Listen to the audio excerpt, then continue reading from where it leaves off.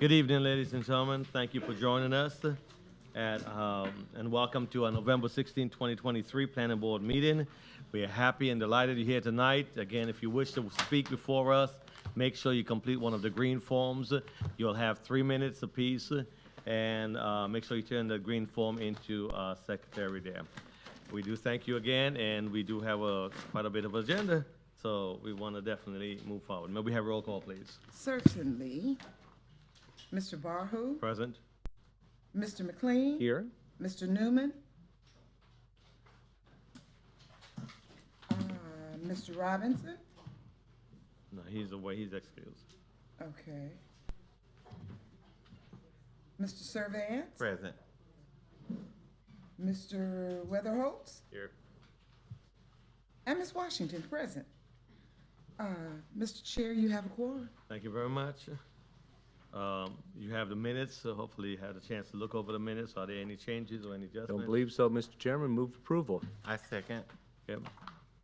Been moved and properly second. All of those in favor, let it be known by saying aye. Aye. Aye. Opposers have the same right. Okay, thank you, carries. We do have, to adjust the agenda, we have item number 5 and item number 12. We need to move forward. We have one of our staff that has an appointment that they have to be to, and so we want to go ahead and see, can we do that? And then we'll follow our pre-printed agenda as printed. Agenda is printed. So may I have a motion? So if we can move item number 5 and number 12 forward, please. So moved, Mr. Chairman. I'll second. Second. Okay, well, One or the other. thank you. Toss up. So it's been properly moved and second. All those in favor, let it be known by saying aye. Aye. Opposers have That the I same didn't right. get right. Thank you very much. Now we'll hear item number 5 first, please. Would you read item number 5? Certainly. Item number 5, add body piercing. No. Land Development Code. Uh-uh. Text. Amendment. Number 5. Yeah, that's it. I just started at the beginning. Land Development Code Text Amendment, DEV 2023-135, legislative hearing. May we hear from staff, please? Rose Askew, Growth Management and Planning Project Manager. This is a request by Robert Howard on behalf of Studio 21 Tattoo to amend Article 5, Section 5.3, accessory uses and structures of the Land Development Code to add body piercing as an accessory use in all zoning districts where tattoo establishments are permitted, and Section 5.2B22 of the use-specific standards to amend the standards related to the prohibition of body piercing establishments. Background information: in the previous Land Development Code, body piercing was allowed in the business automotive, which is the BA zoning district, as a conditional use and as a permitted use in the heavy industrial, which is the M5 zoning district. The Land Development Code currently allows body piercing in the BA zoning district as a retail sales and service use. In the previous Land Development Code, tattooing establishments were permitted in the M5 zoning district and were specifically prohibited in the North Ridgewood Overlay District. In 2017, Ordinance 17-166 removed the prohibition of tattoo establishments in the NRO district and expanded the use to be permitted in the business automotive district and in planned redevelopment districts. In 2018, the tattoo use was expanded even more to allow the use in the business retail 2 zoning district, in the RDB 5, which is the redevelopment which is the the redevelopment beachside Atlantic Avenue, and then in the redevelopment downtown local business district and redevelopment Midtown Activity Center zoning district. No expansions were provided for body piercing in any of those amendments. So what we did is, when we received the request, we reviewed the Land Development Code, and we looked at the definitions for body piercing as an accessory use in all districts, and we also looked at the definition for how tattoo establishments operate. The way the Land Development Code works is you look at what's done, the activities on the property, and the similarities for them to determine where they should be located. So based on staff's request to expand the request, based on staff's review, let me go back, I'm sorry. Body piercing is an establishment whose principal business activity is the practice of penetrating the skin of customers to make a generally permanent hole, mark, or scar. The use does not include the practice of using mechanized and pre-sterilized systems to pierce the outer perimeter or lobe of an ear. That means ear piercing. Tattoo establishment is an establishment whose principal use activity, either in terms of operation or as held to the public, is the practice of placing of designs, letters, figures, symbols, or other marks upon the body under the skin of any person using ink or other substances that result in the permanent coloration or alteration of the skin by means of the use of needles or other instruments designed to conduct or puncture the skin. What that means is when you look at those two definitions, pretty much the activities of both of them require doing something to the body. And a lot of times with tattoo establishments and body piercing, people are getting both of those activities, both of those things done when they go there. So currently, the way our code is written, you would have to go to one place to get a tattoo, leave, and go somewhere else to get body piercing. So based on the similarities of those two uses, it was, based on what we saw, it was logical to have them in the same zoning districts. So then in 2018, the tattoo use was expanded even more to allow the use in the BR2, RDB5, and RDB7 zoning districts. Also in the RDM, also in the redevelopment zoning districts. Ordinance, and that ordinance was adopted in 2018, and it was 18108 at the March 21st City Commission meeting. Again, no allowances were given to expand body piercing.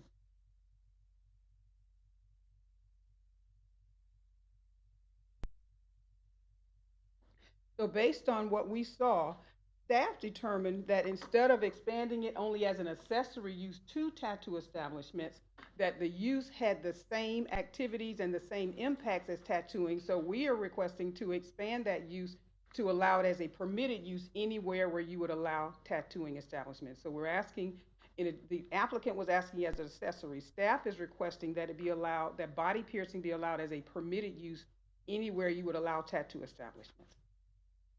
So what we're looking at is the applicant's request is to modify accessory use tables to add body piercing as an accessory use in the BR2, M5, RDB5, RDD7, and RDM3 zoning district. And he's also requesting to modify the use-specific standards in 5.2B, 22B to delete the standards that says body piercing is not permitted in a retail sales and service use as an accessory to another one.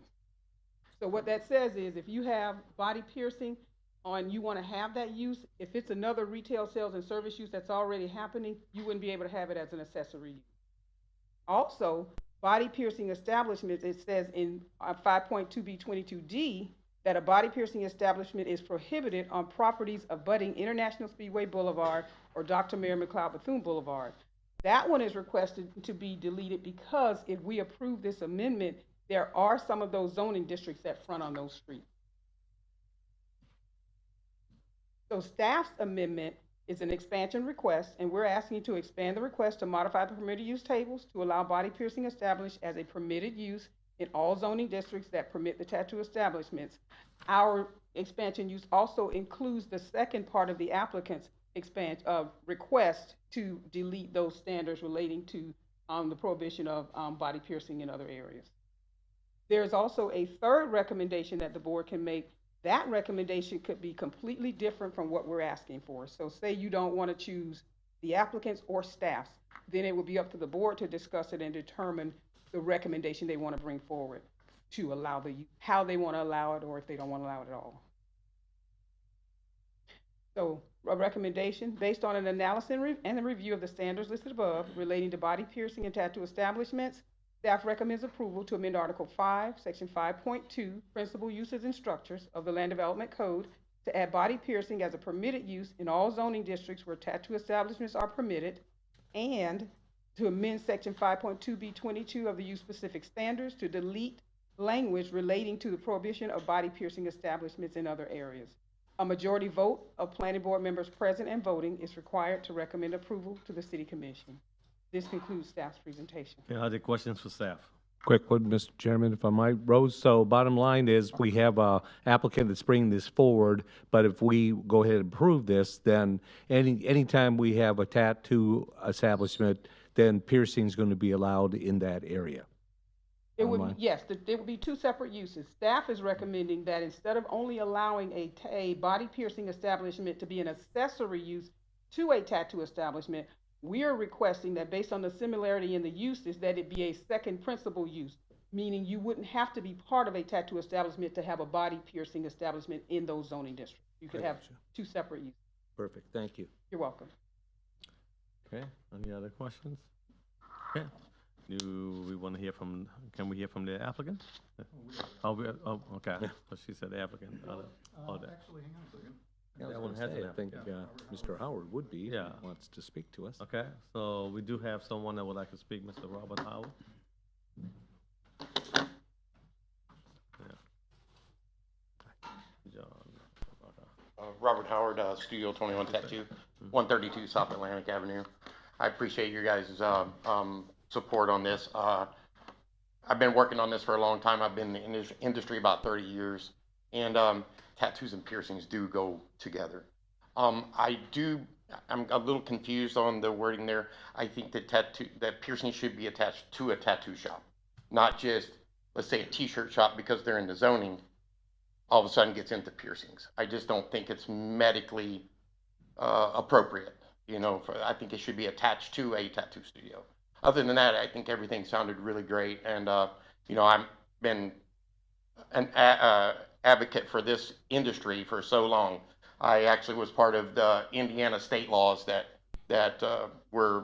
end up being written for the inspections and inspection fees and stuff for the state of Indiana. And I was very into the tattoo thing back in 2018. I was here for the final meeting, or with the city commission for the final meeting. So I appreciate your support, everybody. Okay, Thank you. Thank you very much. Thank Are there you. Any questions? Yeah, I have a question. Oh, Yes, there's a Mr. question. Howard, are the tattoo businesses, are they regulated by the health department? Yes, sir. They're actually very thoroughly regulated. Okay. And body piercing, they're even more strict, which I love that. I used to be a medic after the military, so I have some knowledge about that. And I actually trained our health department officer back in Indiana. So they're actually more strict here than they are in my hometown, and I like that. And the other place would be Sturgis, South Dakota. They're very strict there. So the inspections are very thorough. You have to have a separate license to be a body piercer. You have to actually go to Jacksonville or over to the west coast of Florida to take an 8-hour class in order to be a body piercer. And that's just handling, you know, safe handling and procedures. So, and sterile procedures. So yes, they definitely regulate it, and very well. Like the health department here is on point. So, yeah. Okay, thank you very much. Yes, sir. We do have one green form, that's Mr. John Nicholson. And again, you'll have 3 minutes as you come up. Make sure we put them on.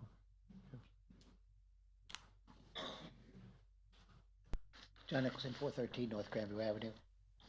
I was at several meetings that we had when we discussed tattooing in the 90s, all right? Things haven't changed, except the city staff, we had one tattoo shop kind of come in, they went through the hoops, et cetera, and staff decided that we could have it anywhere. So we ended up on Main Street with 5 or 6 of them. So Cruising Cafe wanted piercing, and they went through all the hoops, everything that you'd want to have for piercing. City turned it down because back then, tattooing and piercing wasn't kosher for the city of Daytona Beach. For that, I'm asking you to go back and not have it on ISB and not have it on MMB, okay? If we can say we did not want vending, and again, this goes back before you were born, we had vending up and down ISB for NASCAR. It was everywhere, and its brother, there was somebody vending. We thought it wasn't a good idea for the city, good image. We still have vending. Go to anywhere, any bike event, and you'll see vending all over the place, but it's not on ISB, all right? So I'm asking you to keep those two spaces in the ordinance.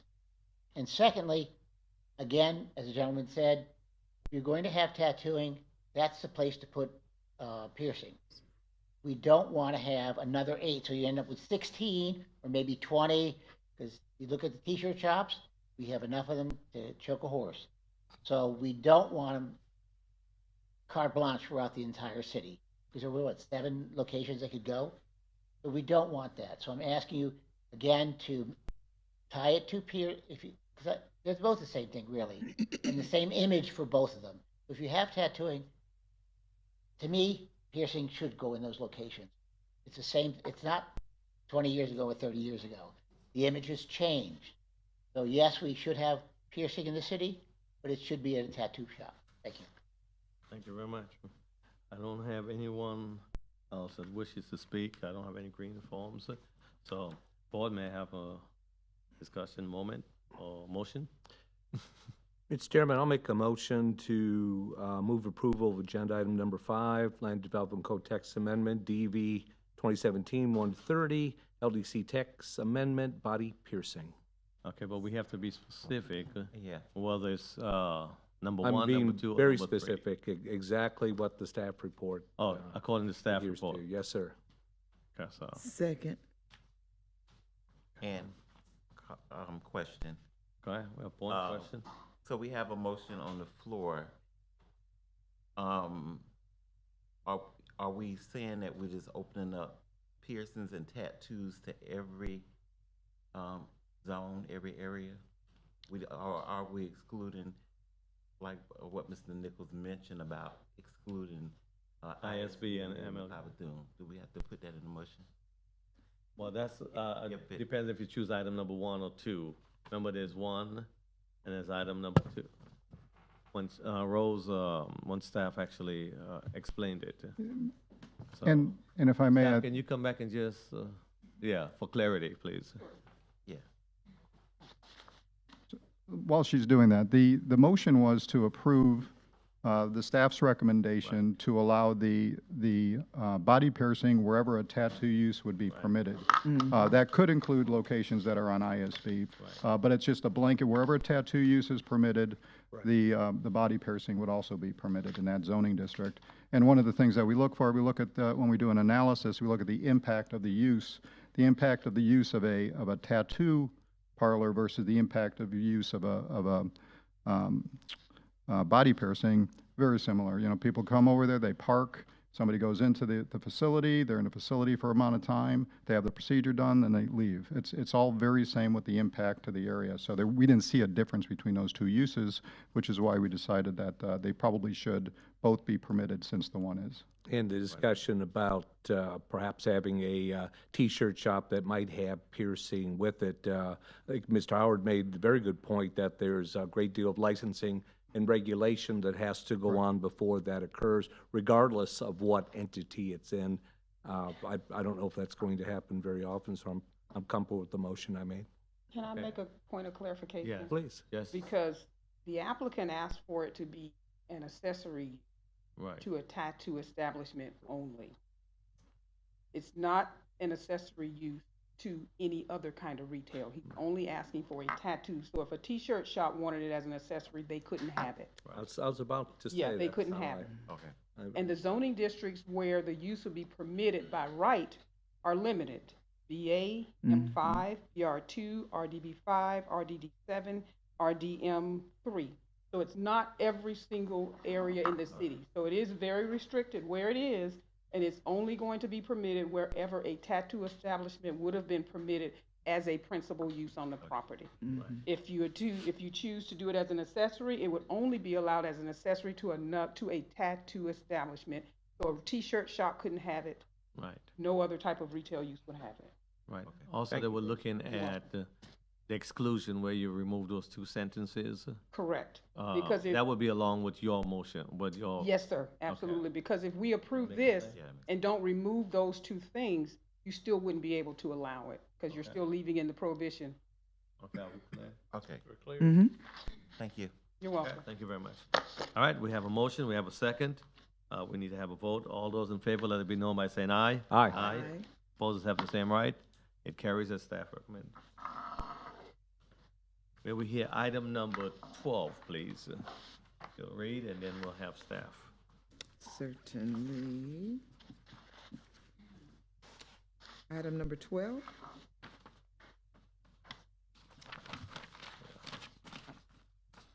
Yes, You gonna- yes. Item 12. I just wanted to be sure if that's the Yes, one I'm ma'am. supposed Yes, to be ma'am. reading, as we skipped Yes, a ma'am. large number of numbers. Better to be sure. Okay. Washington. Neighborhood notice requirements. Land Development Code Text Amendment, DEV 2023-350, legislative hearing. Thank you. May we hear from staff, please? Rose Askew, Growth Management and Planning Project Manager.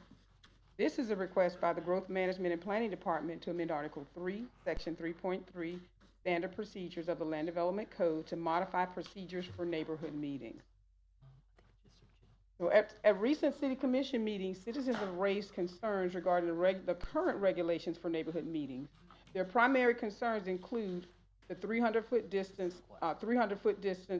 to notify property owners. They don't feel that that distance reaches all of the property owners that may be affected by the projects that are coming forward. Minimal project information being provided at the neighborhood meetings. They're saying, my understanding from listening to city commission meeting and comments is that the information that's being provided is general and not specific to the project that may be coming forward. And the third one is responses to residents' comments and concerns regarding the proposed projects that they are talking about at the meeting. So to address citizens' concerns, staff is proposing the following amendments to Article 3, Section 3.3 of the Land Development Code. So under the neighborhood notice requirements, it's broken up into sections. So you have time and place, and we're requesting to modify the text to change the current requirement that states the meeting shall be held after 6 p.m. on any weekday to Monday through Thursday at 6 p.m. The reason for that is because it's very difficult to get residents there on Fridays, Saturdays, and Sundays. So we want to try to make it as accessible as possible. Under posted notice, we're adding a requirement for applicants to provide city staff an affidavit certifying that the posting was completed with a photo of the posting. Under the notification section, we're asking to increase the notice of the land subject to the application from 300 feet to 500 feet. Modify notice content to require more detailed description of the proposed project, including the description of the actual project proposed to be developed, the project's objectives, and site development plan, and consistency with surrounding uses. We're also requesting to modify the requirements of the conduct of meeting to require the applicant to include the following: a sign-in sheet to include meeting attendants' name, email address, and phone number. Modify the applicant's presentation to include a detailed summary directly related to the proposed project, including the development's objectives, design philosophy, potential modifications from the LDC, and any use changes associated with the project, consistency with surrounding development, and the city's process for approval of the project. And we're also asking to add a note that clarifies questions related to whether a permitted use is on the property is not part of what would be provided in neighborhood notice meetings, in those meetings, because that's part of the staff report when we put it together. This is just the general information that we're providing, but we want to make sure that neighbors and residents have more information so that when they get to these meetings and hear the actual project, it's not completely different from what they heard when they were at the neighborhood meeting. So number 3, we're asking to provide copies of the proposed site plan for review for meeting attendees, provide note sheets to meeting attendees to submit their comments and concerns in writing, and allot time for a question and answer period at the end of the presentation to include discussion on possible resolution of potential conflict with the project. Excuse me. Number 6 is to modify requirements for the written summary that they have to provide to the city is to include details listed under conduct of the meeting, include responses to all written and verbal questions and comments from meeting attendees. The neighborhood summary document shall include all attendees' note sheets with applicants' responses back to them.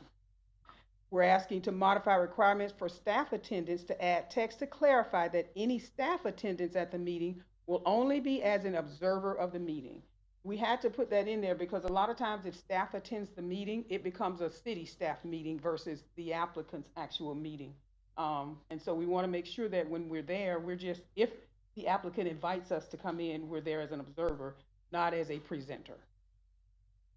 Number 10 was added after. We did a little bit of additional review after the packets went out to the board and saw that we also needed to make a modification to the email notice requirements for staff to email the applicant as a courtesy in lieu of a request.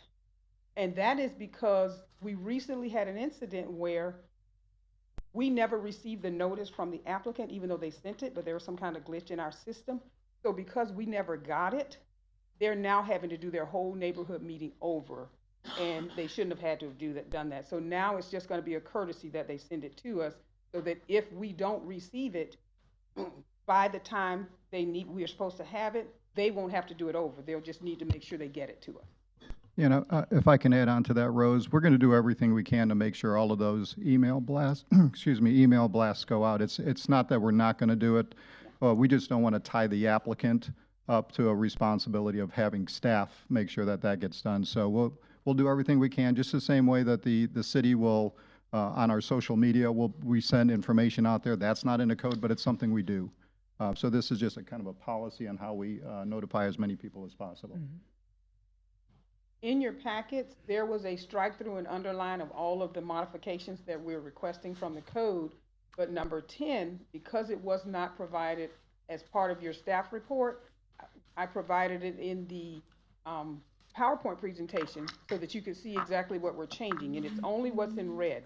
So we're changing the email notice to say, as a courtesy, city staff shall endeavor to email notice, instead of what it was that we were required to do it, and if we didn't receive it, they had to do it over. So that language will assist with making sure that we don't hold up any projects if for some reason something happens with our system. We do have a new system, so we're still working out glitches.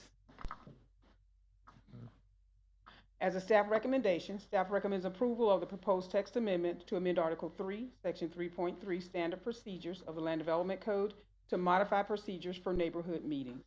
A majority vote of the planning board members present and voting is required to recommend approval to the City Commission. This concludes staff's presentation. Okay, questions for staff?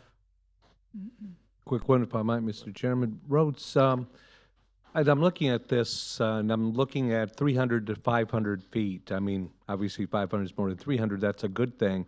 But where did that number come from? Is that a magic number, or do we have an idea of how many more folks this would affect to be able to have more citizens participate in neighborhood meetings, I guess is my question. No, what we did is we looked at other cities, surrounding cities. We looked at Ormond, we looked at Port Orange, we looked at South Daytona. So we looked at other cities, and there was a range. One city had 1,000, one city had 600, one city had 500, two cities actually had 500, and also we used to have 500 and we reduced it down, so we're just putting it back.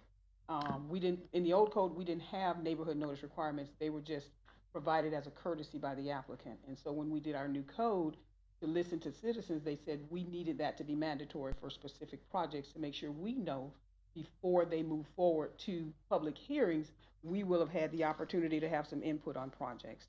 And so when we did it for neighborhood notices for 300, but we constantly get neighbors that could possibly be affected by it that are outside of that parameter. So we went kind of with the average of all the cities that we looked at, and it was 500 feet.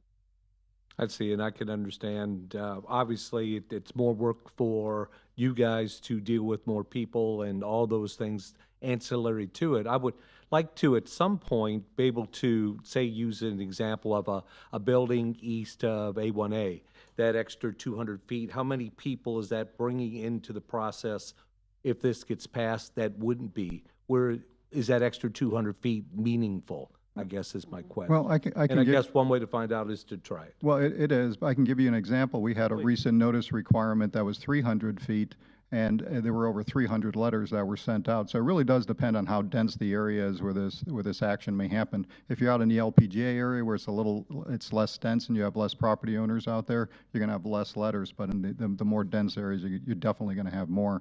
Going from 300 feet to 500 feet in a dense area, if there were over 300 letters, you're probably going to be looking at 500 letters, maybe 600 letters that would be going out, which is a good thing.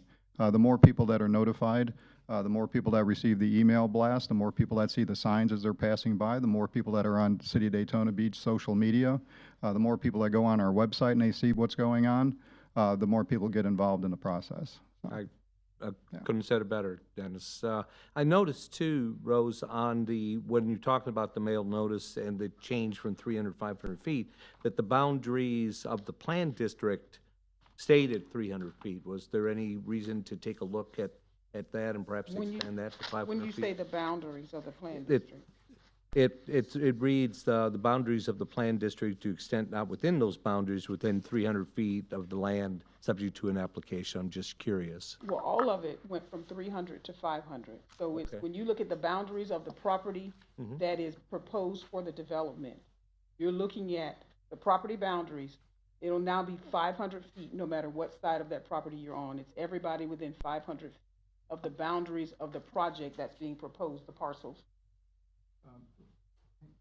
I'm going to add on to that. There is actually a separate requirement for the planned districts, which is 300 feet. Right, That was that's what I something. was asking. Yeah, that was a relatively recent addition that we put into the land development code with the PDs. We came up with 300 feet. That was actually consistent with what we were doing previously. And the 500 feet was working for the planned districts at the time. A lot of times with the planned districts, you're also including a homeowners association. So the homeowners association gets the information as well, and then they send that out to they should be sending it out to the residents within the homeowners association. Okay, so we thought in those cases to move what was already here, the 300 to 500, wouldn't make, With the HOAs, we were still going to be getting some coverage okay, over we're there. kind of double whamming it. Okay, all right, thank you. I You're have a welcome. question. Okay, Yes, sir. Mr. Weatherhall? Suppose the boundary's close to the city limits. Do you have to go outside the city limits? I think, Yeah. I want to make sure I'm saying Sure. that correctly, but yes. It's any property, it's not based on the city's limits, it's based on the distance of the property from the project that's being proposed. So yes, if the 500-foot boundary that you had to follow was in Holly Hill or Ormond, yes, they would also receive a notice. Okay, thank you. Okay, You're quick welcome. question for you. I do have a question. In the laundry list of stuff that the applicant have to provide, what about modifications?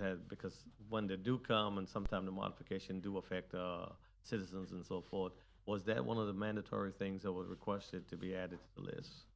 Well, you don't request modifications from neighborhood notice. No, but I'm saying if they're bringing up a project and they're asking for stuff, and those would be one of the Yes, things that and would discuss. yes, sir, and that's one of them that's in there. Oh, it is? Yes, Okay. sir, it's in there. Part of the presentation has to Yes, okay. identify if they are requesting any modifications okay. from the land development code. Okay, thank you. You're welcome. So, any other questions for staff? Good. Okay.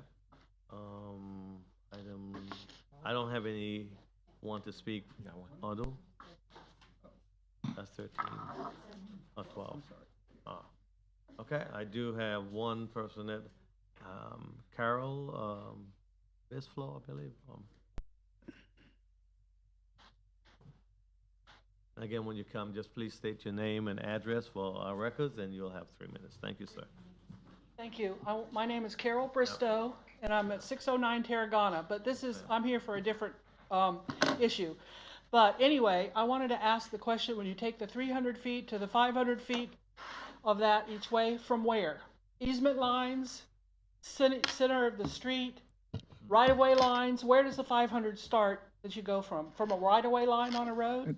From the property boundary subject to the request. Well, what if it's a roadway going through for the city? It would be the boundary. Those lines are. It would be the boundary of that roadway.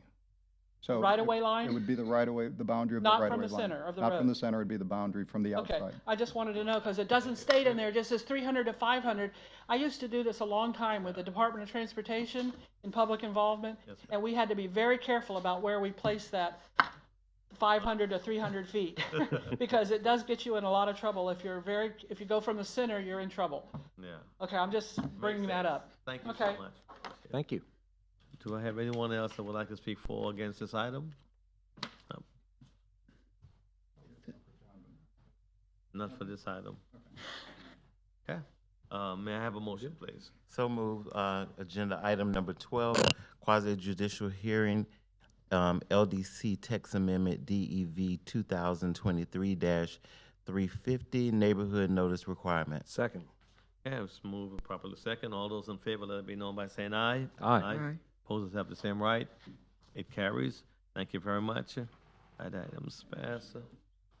Now we will return to item number 4. Number We'll skip 4 5, though. is Robinson. Washington. Okay. Take it tough on the secretary today. Okay, we'll read it and then we'll get staff Okay, up. perfect. I know you're ready to go. Thank you. Item number 4, continue from October 26, 2023 Planning Board meeting, 1219 Ruger Place, Plan Development General, PDG rezoning, DEV 2022-215, quasi judicial hearing. May we hear from staff, please? Hannah Ward, Planning. All right, this is a request by Jessica Gao with Cobb Cole, and it's on behalf of Shamat Tevet, LLC, who's the property owner.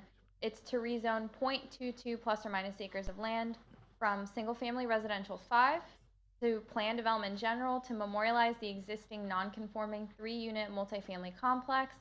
On the property, it's comprised of a duplex dwelling and one-story garage apartment or accessory dwelling unit. The site is located on the east side of Ruger Place. It's between Silver Beach Avenue to the north and Bostwick Avenue to the south. And the addresses are 1217 to 1221 Ruger Place for each of those units.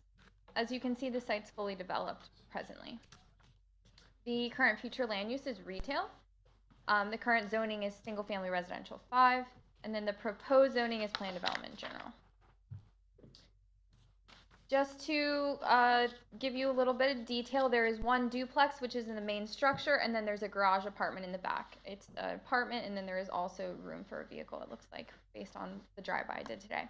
The maximum density they're requesting is 3 dwelling units on the property, which amounts to approximately 13.5 dwelling units per acre. The retail for future land use provides up to a density of 40 dwelling units per acre that's permitted.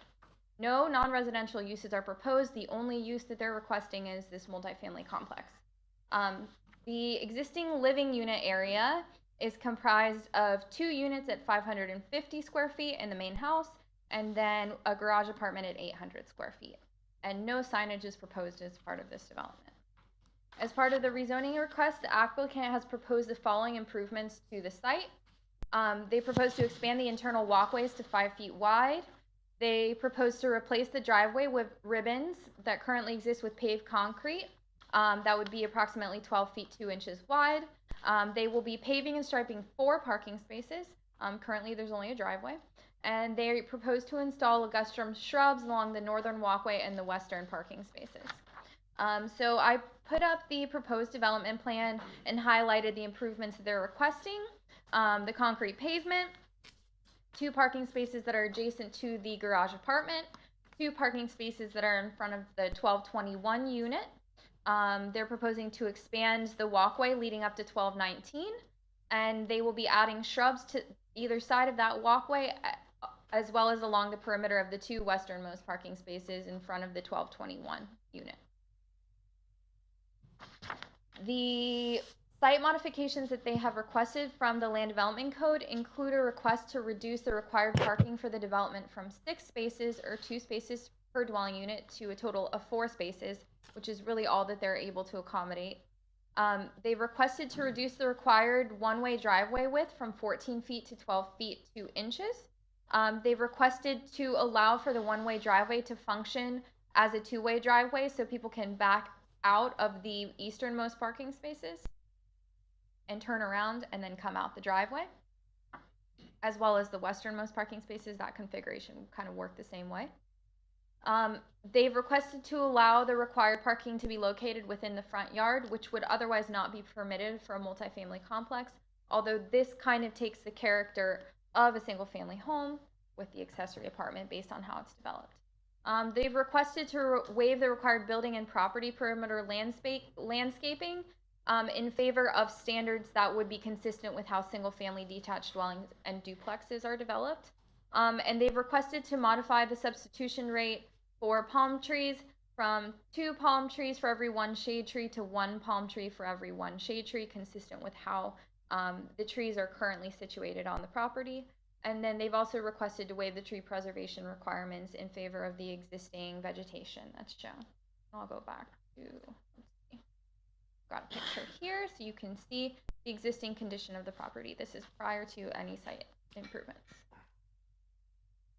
So provided all land development code modifications are accepted, staff recommends approval to rezone 0.22 plus or minus acres of land from single-family residential 5 to planned development general to memorialize the existing non-conforming multifamily complex on the property, and a majority vote by the planning board members present in voting is required to recommend approval to the City Commission.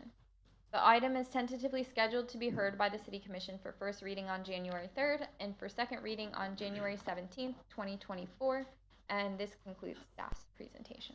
Yeah, any questions for? Yes, Mr. I Williams? do. Okay, when this building was built, was it for single family? So I don't have historical information on that. We just know that this has been the current condition for quite a while now. Okay, then the garage apartment in the back, It was never legally rented from what I am aware. is it legally built? That's what I'm asking you. So they haven't gone through a building permit analysis, but they would have to, prior to being able to get a business license for these units, they would have to be code compliant Yeah, for but all building code You're not requirements. answering the question. What I'm asking is, how did it get built under the pretense of the city? We don't have that information. Well, don't you think that should be a requirement before they ask for a rezoning permit? I think there's a good question for the applicant. The applicant would have to demonstrate that they've gone through the process, so.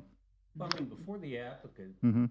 talks about it, I think it is a city's responsibility and requirement that. Well, I will tell you that the city has had a rental license for that property, which meant the city did go out there and they did inspect the property and they found it was suitable to be rented. And that was from the building department and from the fire inspectors. And so that means that the structure meets all the building requirements. I'm saying it was passed by the Florida, for the fire and the building department, based on the Florida building code. In order to get a business license, they have inspections that they're required to complete. Oh, yes. So if they're not meeting building code requirements, they would have to upgrade the structures to meet building code requirements in order to obtain their licensure. Okay, then But that's not something that would be reviewed at the time of the rezoning. This is a request for the uses and the then development. the next problem with all of the concrete and everything, do they meet the pervious and impervious area and the? We don't have a maximum impervious area requirement in the land Oh, yes, you development do. code. For housing, yes, you do. We don't have a maximum impervious area in the lot development criteria for single family Because or they for al- multifamily. Well, they in the code. always do with your roof line, you know, how much roof that you have, that determines how large you can build the buildings.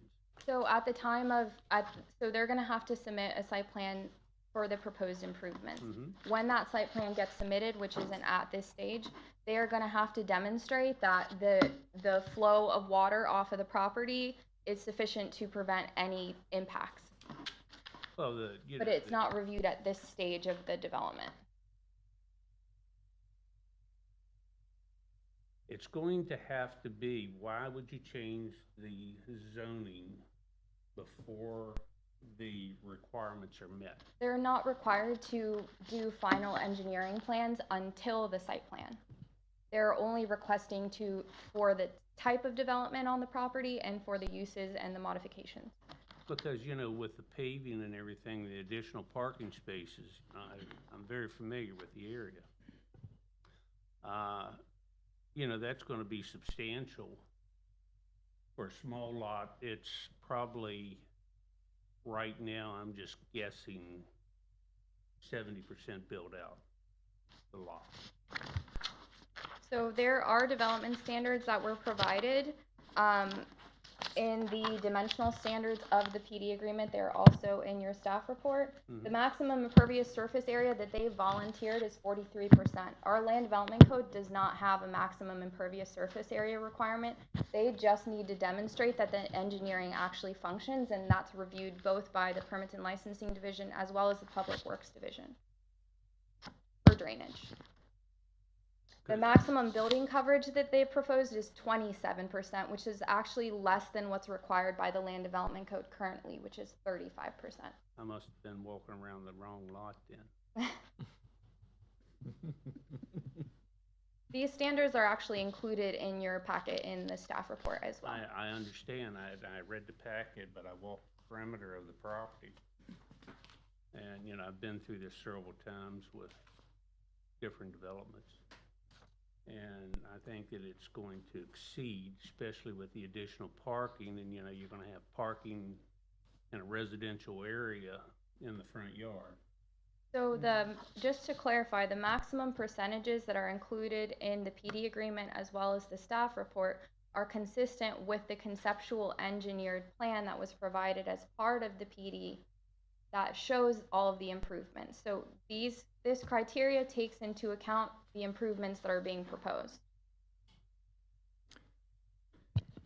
And if I may, the concern over the additional parking, there's the balance between providing enough parking for the development, which has been developed as 3 units for years, adding additional parking for those units, or maybe doing away with the parking and say, listen, you're just going to have to deal with less parking on that site and maybe not install as much parking to have more of the open space that you're looking for. So what you're basically telling me, you're using some type of grandfather clause. Well, this was built quite a long time ago, and it's been operational for, and the applicant probably has the information, but I'd guess at least 50 years that this has been in operation. But it was always in the city. Mm-hmm.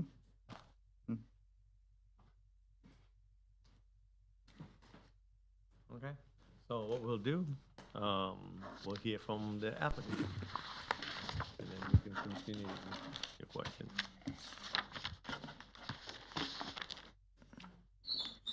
Good evening, everyone. Jessica Gao, Copco Law Firm, 149 South Ridgewood Avenue, Daytona Beach, Florida. I am actually going to let one of our new associates, Alana, do the presentation tonight. She'll introduce herself, and then I'll pop up at the end. I did have a resident text me and say that the live stream is down. You can look at that. They asked if it was up and running. Perfect. Wonderful. So I'm turning it over to Alana. Okay. Hello. Hello. Alana Smith with Copco Law Firm, like Jessica said, 149 South Ridgewood. So, some background on the property. I did want to start off by saying, and I'll touch on this in a bit, but the property up until recently always did function as multifamily. It's a 3-unit multifamily complex consisting of a primary residential dwelling and additional dwelling towards the back of the property. And a bit of history on the property, as one of you were discussing. It has been around for a while, early 1900s. The primary dwelling unit was built in 1904. And to just put that into perspective a bit, Daytona Beach was incorporated in 1876, so less than 30 years prior than the property was put up. And the rear unit was added in 1937. And the Growth Management Act wasn't enacted until 1985, so several years after both of these structures were even placed on the property to begin with. And to touch on how the property became non-conforming, it is located in a single-family district, but it was permitted as a multifamily rental complex until the rental license expired in 2017. And the owner at the time continued to use the property, but they failed to actually to rent out the property, which caused it to then become non-conforming. And then the current owners who purchased the property in 2021, they were under the assumption that they could still operate the property as a multifamily duplex. And I think a big part of this is because the property was advertised and still is advertised as multifamily on several realtor websites. So Hannah went over this a bit, but the property is currently zoned single-family residential, and the applicants are requesting to rezone the property to a planned development to allow for it to continue to be used as multifamily.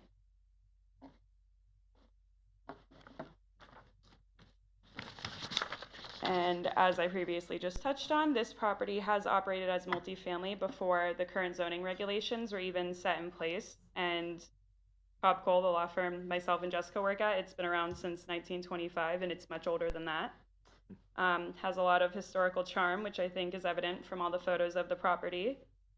And I also want to make a note that nothing else has changed about the property to make it non-conforming. The only difference in the conforming versus non-conforming status harps on whether or not the property is being rented out. So, nothing physically changes about the property. And then finally, some upgrades. The property owners are proposing to further cater to the multifamily use of it, so they want to add some upgrades for that. And the property currently only has a traditional driveway and no designated parking spots. And as you can see on the concept plan we provided, they're proposing to add 4 new spaces to that. And they're also going to add additional landscaping to sort of not only add to the aesthetic value of the property, but also to enclose those new parking spaces. And that is all for now, but I think Jessica will come up if you guys, hey Jessica, if you guys have any additional questions. Yep. So just to touch on the end, thank you, Alana. It's her first one, guys. So the points I just want to touch on, it has always been a duplex. That garage apartment, like we said, was added about 25 years later, after the original construction, but the original construction was a duplex over 100 years ago. So it's functioned that way since 2017 when they got the lapse in the rental license. The request is really, can it be rented or not? The structure is allowed to remain. In my mind, having it as a rental provides extra protection for these older homes because they have that inspection, and it's interior and exterior. And so every year they have to go through that inspection process and allow it to remain. The reason this was continued last time is that we had our neighborhood meeting and we showed the 2 additional parking spaces in the front yard, and some of the resident feedback was we don't love those there. We said, no problem, let's see if we can adjust it.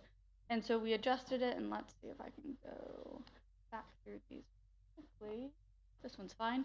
To where the existing driveway, it comes up to the garage, perfect, and the garage, and then it has kind of a spin-off for a second space, and that's the way it functions now. We had a plan that had parallel spaces along the house to provide some of that parking need that the city has noted. They're trying to get it closer to code while avoiding the parking in the front yard. It was continued because when the city staff went to put their staff reports together, they realized there were concerns about the movement to get out of those spaces as designed and the gas meters along the side of the house. And so the interaction between the gas meter and the parking spaces was something that fire and planning wanted to avoid. So we said, got it, let's put our heads together and figure out the best layout. We continued it, and here's where we are. I think you'll probably hear from some of the residents that they don't like the front yard parking. And I think Dennis touched on it well. The alternative is it's operated for over 100 years. We found that one that's older than John's institutional knowledge. And maybe it continues to function without those 2 spaces. But I do see, and the owner is willing to make those improvements to bring it closer to code. But if you tell us we have to do less work, obviously, the owner will probably be agreeable. So we're here to answer any questions, and we just wanted to go over those points. Again, I have no doubt about the house. Mm-hmm. The house looks in good condition, what I could see. Mm-hmm. The garage apartment been in the back there. I question how long it's been there. I've never seen aluminum siding on a 1930s house. That was probably added for a sizzle. I think that there's some additions here, and I kind of question the structural. I'm just looking from the road. Mm-hmm. Leave that up to the building department. Sure. But, I'm going to make my decisions on the neighborhood. It's a nice neighborhood. It's out of compliance with all the other houses here. And to add to it, the parking, in the front yard, I can't see that. The road, there was no visible parking on the road itself. I didn't see any no parking signs though. So I'm gonna kinda leave my, approval or rejection after the residents, if there is any. Okay, are there any other questions for applicant? No? Thank you, guys. Okay, thank you very much. All right, I do have a couple of green forms, Holly Beckwith.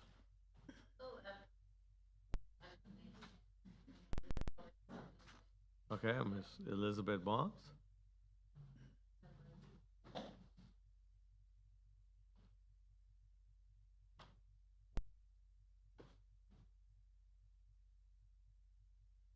Thank you. Hi, my name's Elizabeth Barnes, and I live just down the street from the property. I live at 1229 Ruger Place. So it is 3 houses away. I walk down past that house every time I go to the Sunoco gas station. You guys have heard me talk about that before. What an excellent example of collaboration. You know, during that project originally, I don't know if you guys remember, the backside of that gas station was going to be on Ruger Place. And as you've seen, it's a beautiful neighborhood. It's not a new neighborhood, it's an old neighborhood. And my roof is leaking a little bit in this rain. It was built in 1922. And, you know, I'm not going to say anything you guys haven't already said. I'm just coming to appeal to you and to talk to you and to let you know I'm not just an obstructionist. I really care about the work that you do, and I really care about my street. I was actually going to bring my Boy Scouts tonight. I don't know if you guys got my email, but the roads were flooded and they couldn't get past Orange over there. But I'll bring them another night. And I do really care about this. Like I said, you've really kind of nailed it. The parking on the street, on the front lawn, right? Just parking spaces. Imagine your beautiful street and somebody put concrete parking spaces down, you know, next door to you. It just doesn't make sense. It really does remove the aesthetic of the neighborhood.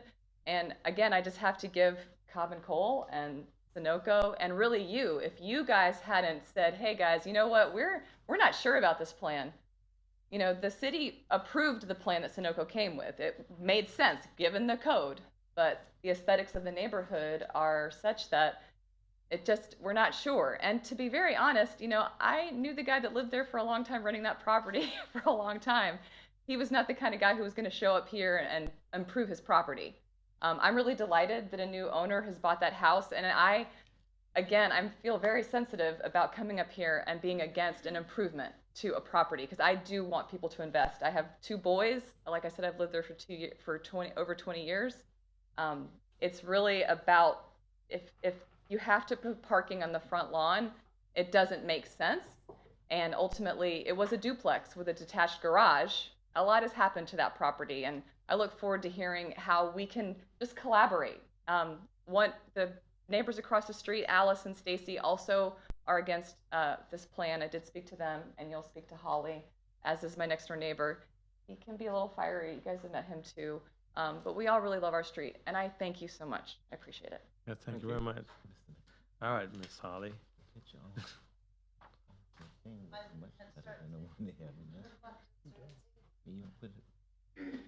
We'll reset it for you. For that one, I said number 7, but it said. Hello, everybody. I'm Holly Beckwith, 1223 Ruger Place, which is directly next door to that. I have the liberty at all. I also tell you I'm the property manager for this. So I received a call today by Isaac and his son to assure me that any and all of my concerns will be addressed. That's how it's done, if you were wondering. I have expressed to them, as in my own charm, that the parking suggested in the front of the house is tacky, but that's my charm. We're not going to have it. Whose idea was it? We're not sure, but that's tacky. And if, as it was that the son had joined me on the call to make sure we didn't have any language barriers, and the word I got tripped up on was curb appeal. So we're very well understood. Like I said, I have a personal relationship with them because I take care of the property. I had said, if anything, maybe a circle driveway. We agree that pending other proposals in the neighborhood would also warrant us having to have parking stickers. But that there, I mean, I mow the yard. I don't care. I don't want people backing into my yard or over my gas line or into my house. So that, I don't know whose bright idea what that was to put parking in front like that, all imbalanced. But that is tentative, apparently, because it was somebody else's idea. I don't know if we got to take the crayons away at the city, but yeah, that was tacky. And we had discussed, and today, because it's raining, I took a picture of what's happening with the water in the back, where over the years the dirt has gone and there's a puddle. It's just how we roll there and how we float in that particular part of town, and they understand maybe some dirt would fix it or whatever they want to do to widen the sidewalk that goes around the back unit. I have the keys if you'd like pictures of how it's built.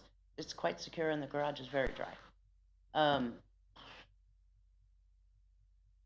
It's the Ruger house. Neighbor John did have all the paperwork for it. That's why it says 1217 above the garage, was because he had to clarify for emergency services that the unit in the back, which is quite nice, been remodeled. That's all I really wanted to throw in here because it's easy. Isaac and I is a very respectful man, and his son and I have the best interests for the father at heart. Plus, they're my neighbor, so Thank you very much. you're welcome. Okay, I have one more, Mr. John Nichols.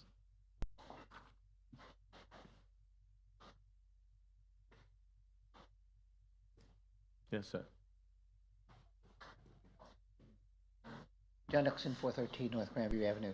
After the last meeting, I drove out. I was going to Winn-Dixie. I figured I'm passing, I pulled in. It is a gorgeous house. It really is. If you take away that palm tree there, it is an exceptional house. It really is. The street is an exceptional street.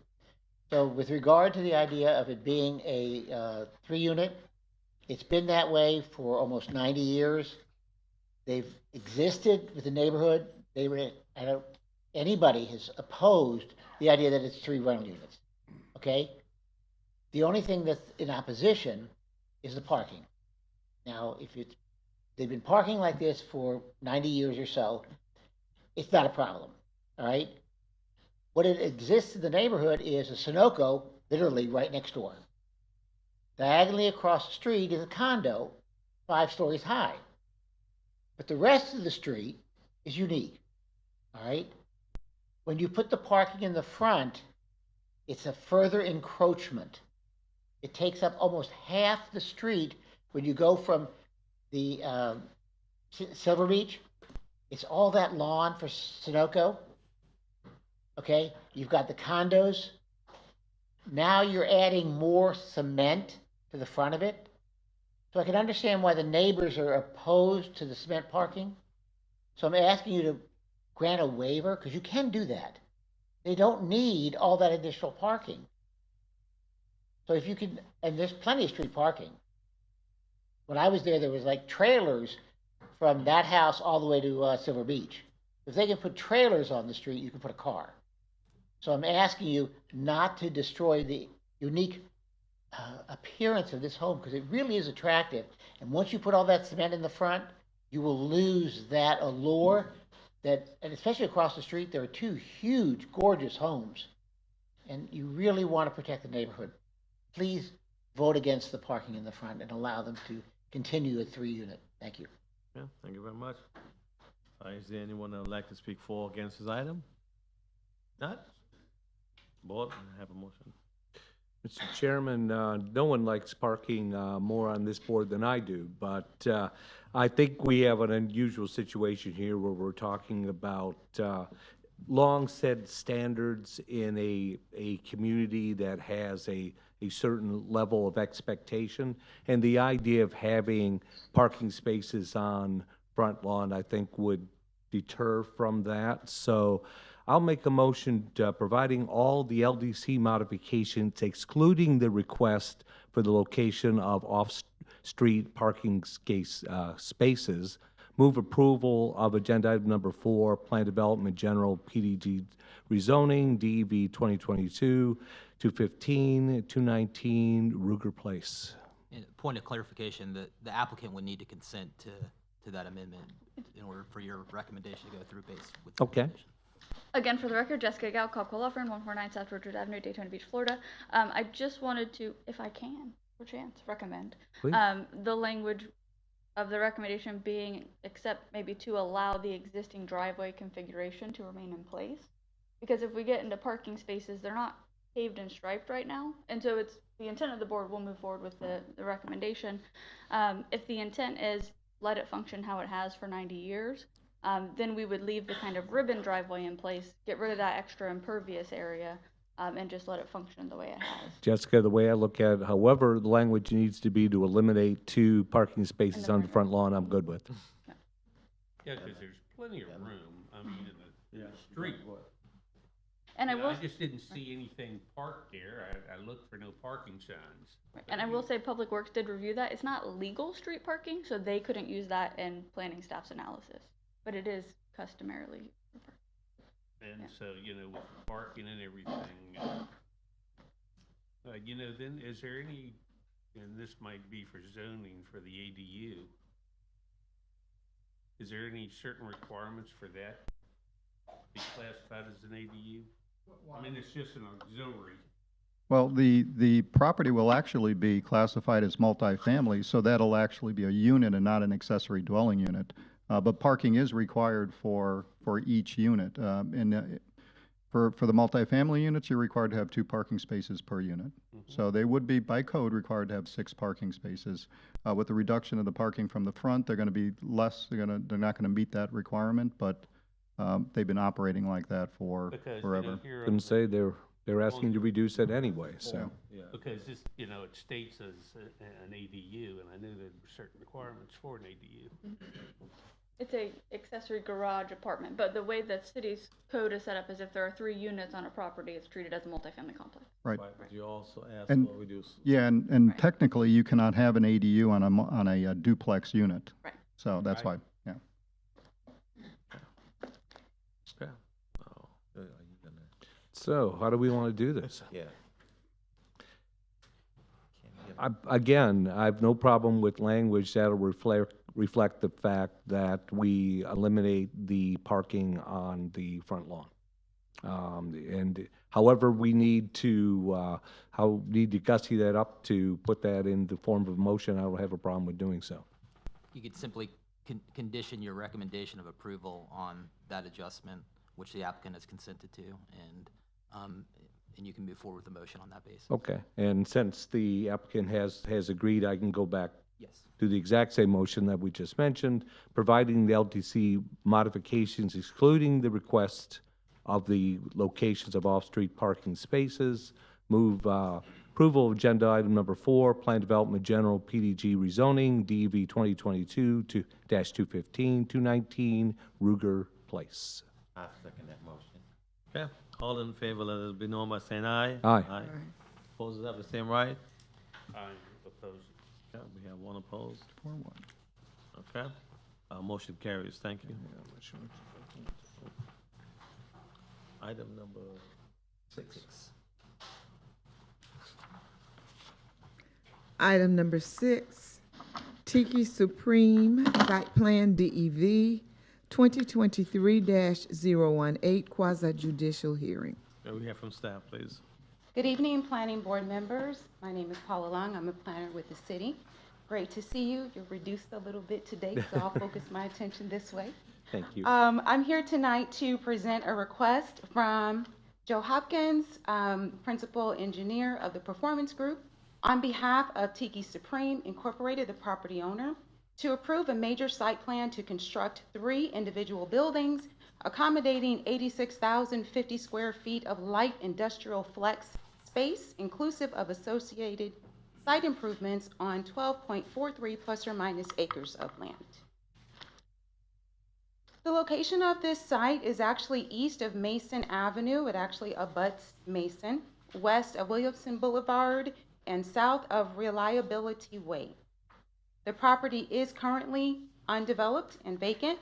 There is a swath of land that is a 3-acre, I believe, swath that has an FPL easement on it. You can see it as diagonally traverses the south end of the property. Current future land use for the property is general industrial. It is surrounded by the same with a mixed use to the south of the project. The current zoning on the project is planned development general and does have a surrounding planned development general zoning. There's a bit of mixed use to the south of the project as well. Wait, did I say that right? I did not. Multifamily 20, I apologize. A little bit of history about this particular project. The Tiki Supreme planned commercial development was actually approved by City Commission in 2007. It was approved at that time to provide a variety of industrial uses, with retail sales being a permitted accessory use to any principal use that was permitted on the site. It was to be a phased development, and it had a completion date to be within 5 years of the effective date of the agreement. That agreement did expire, and it was not developed at that time. Therefore, February of 2019, the City Commission approved a new agreement, the Tiki Supreme Plan District, with nearly the same industrial uses to the prior agreement, with completion required within 5 years. Currently, the request is to develop the entire 12.43 plus or minus acres of land for the purpose of construction of a three-phase, three-building project containing light industrial uses.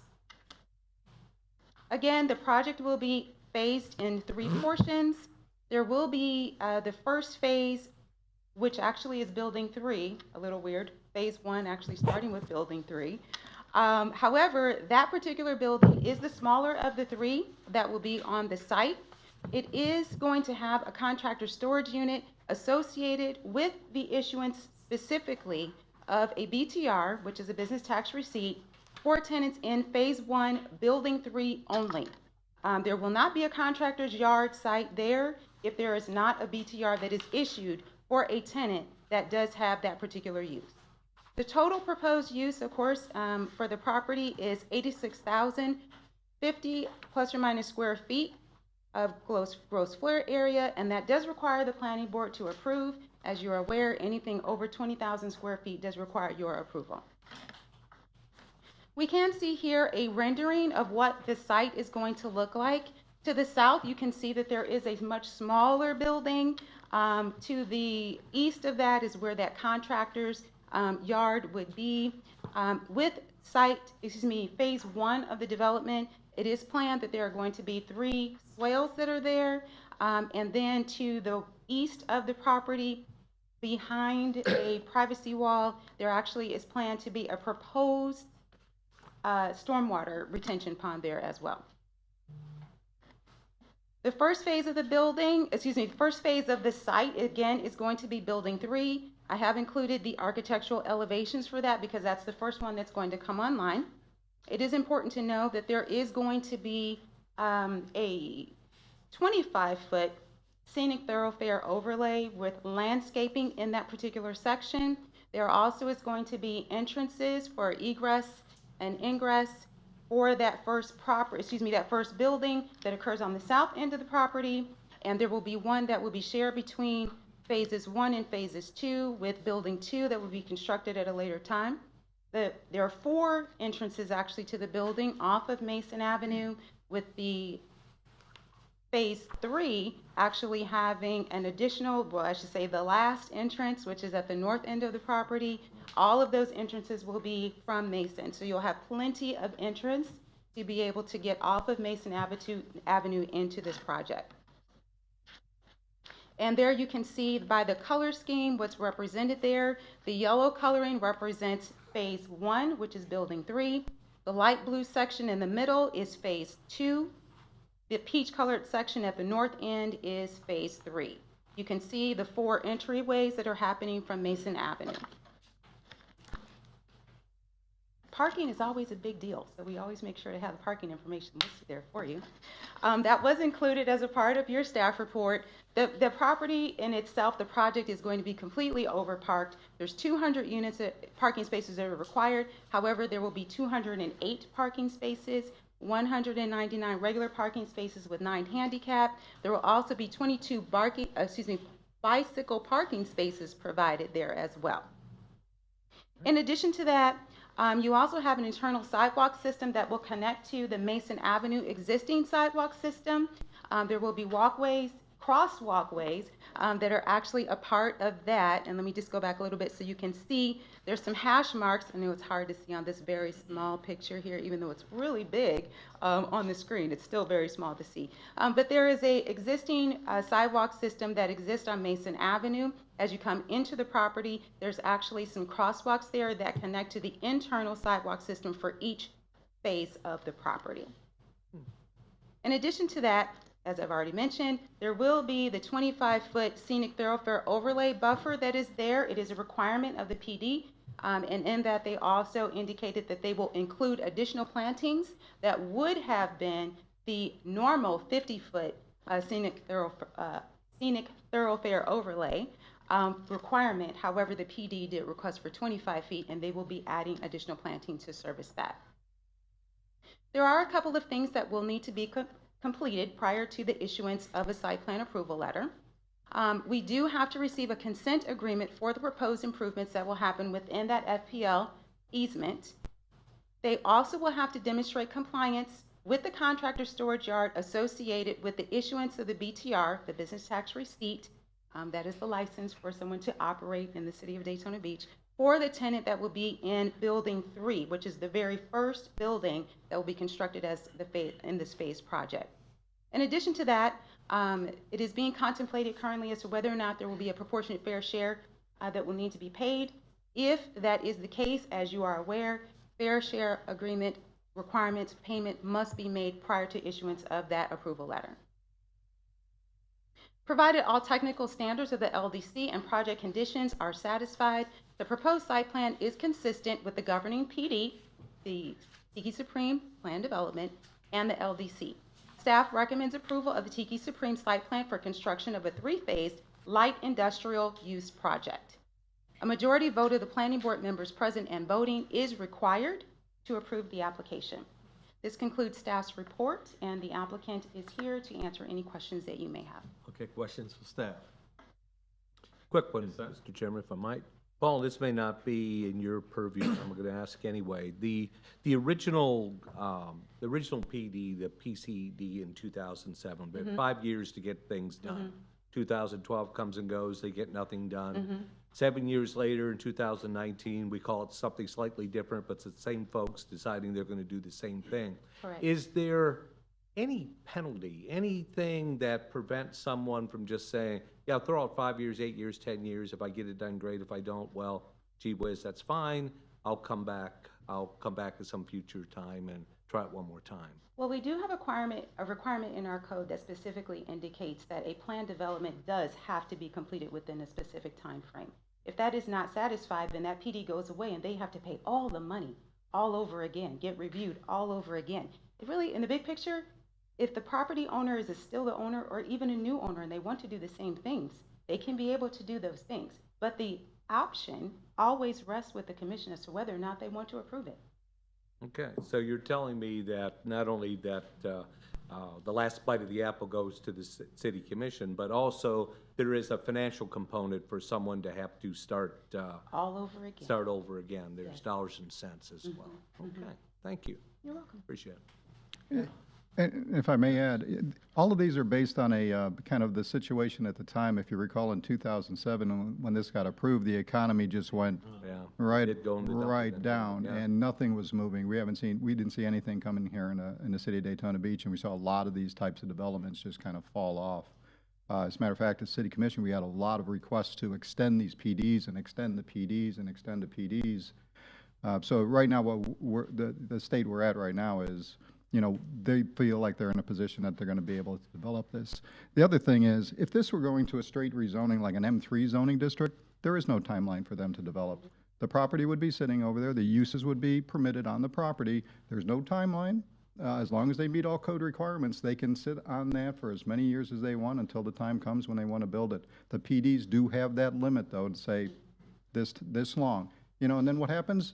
Maybe goes back to the city commission. City commission says, you know what, we don't like this project anymore. We're not going to approve it. Come back with something else. So as times change.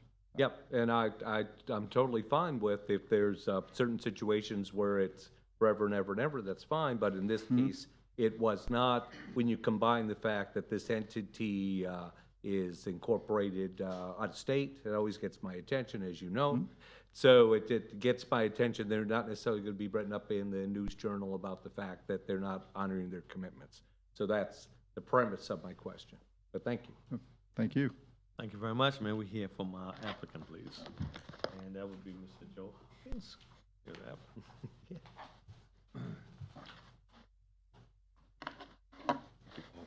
Good evening. My name is Joe Hopkins. I'm an engineer with the Performance Group here in Daytona Beach, 100 Marina Point Drive. Paula, thank you. She kind of walked you through some of the things I was gonna go through. And Kathy, you were here in 2007. You saw it then, and the project's not new to you all at all. And the Fisher family, who I've represented for a long time, is very well vested within the city of Daytona Beach and outstanding corporate citizens. This is one project that they're doing. There's other projects, the Top Bill project, Ocean Design, Teledyne. They're very well invested in this community. Your point about continuing, there was some movement within the family during that period, and the economy also took a turn for the worst, and we decided to allow the project to expire. And we put it back on the market. I mean, not put it back on the market, but in 2019 we came back, got it reinstated, and we're committed to seeing this through. As Paula indicated, this is we're going to come in and do all the infrastructure in the first phase of development. All the stormwater infrastructure, all the utility services are going to be established in phase 1, and then the subsequent phase 2 and 3 will come online as demand sees fit. But we are in the final stages of permitting, not only with the city, but also with the Water Management District, with Volusia County. And the condition regarding the Florida Power and Light easement, it is an easement. We own the land, and we have a right to use that land as long as we don't interfere with FPL's operations. The property adjacent to this, to the east, is the Teledyne project, which we did, and we were able to secure the consent from FP&L for that project as well. There's a stormwater system that we're going to be sharing with our sister property, which makes things work much better when we can consolidate those water features and things of that sort. So if there's any questions, I'd be happy to answer them. Again, thanks, Paul, for the presentation, and be happy to answer any questions you have. I have Okay. I have one.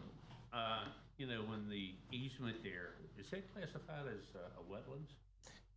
There are wetlands within the easement, but it's the Water Management District views them as already being impacted because of the power line and the ability for vehicles to traverse. So we're impacting a small wetland area within that easement. It's less than a half acre, but the district didn't require any mitigation for that. Because it's an ideal project, especially tying into the retention pond on the deck. Works out well. It did work out well. Absolutely. And that's also shared with Volusia County. There's a portion of drainage from Williamson Boulevard that goes into that system as well. So the county has to consent to it, and we're on target to get that squared away. Oh, good. Just a comment, Joe. Thank you for educating me on the Fisher family and their contributions to the community, being the new kid on the block. I'm still learning that, so I appreciate you updating me. Thank you. Yes, sir. Okay. Other questions? All right, thank you very much. Thank you very much. Anyone else wish to speak for or against this item? Nope, okay. Board may have a motion.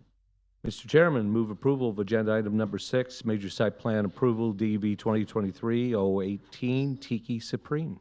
A second. Okay, the motion properly second. All those in favor, let it be known by saying aye. Aye. Opposers have the same right. It carries. Thank you very much. This item passes. Item number 7, please. Let me hear. And I think we're gonna do 7 and 8 together, right? Here we go. Thank you. Read 7 and 8, we'll hear, and then we'll. 2 for the price of 1? Yes, and then we'll vote separate on each item. Okay, so you read 7 and 8, please. Okay. South Grandview Satellite Parking, Large-Scale Comprehensive Plan Amendment, LSCPA, DEV 2022-103 Legislative Hearing, and South Grandview Satellite Parking Plan Development, redevelopment, PDRD, rezoning, DEV 2022-034, quasi judicial hearing. And we're here again consecutively from staff, item number 7 and item number 8, and we'll ask questions at the end, and then we'll move from there. Good evening, Doug Gutierrez, Planning Department. Excuse me. This is a request by Robert Merrill from Cobb Cole on behalf of Hit the Deck Restaurant Group, LLC, for the property owners, for approval of large-scale comprehensive plan amendment. Location is generally located along the east side of South Grandview, between Kemp Street and on the north and Fifth Avenue to the south. This is the aerial showing that the property is currently undeveloped. Excuse me one second. When we speak, just make sure we speak into the mic, please, and that's for all of us, so just so they can make sure the recording is clear. I'm sorry. Okay, the proposed amendment to the future land use of the comprehensive plan, parcel consists of 1.25 acres, in which the applicant proposes to amend the comp plan as follows: amending the future land use element neighborhood B, issue I, with new policy 5 for 1.25 acres. Basically, the new policy is that to allow a parking garage, limited to a parking garage or structure, parking lot, and or public uses along with the accessory uses for self-storage.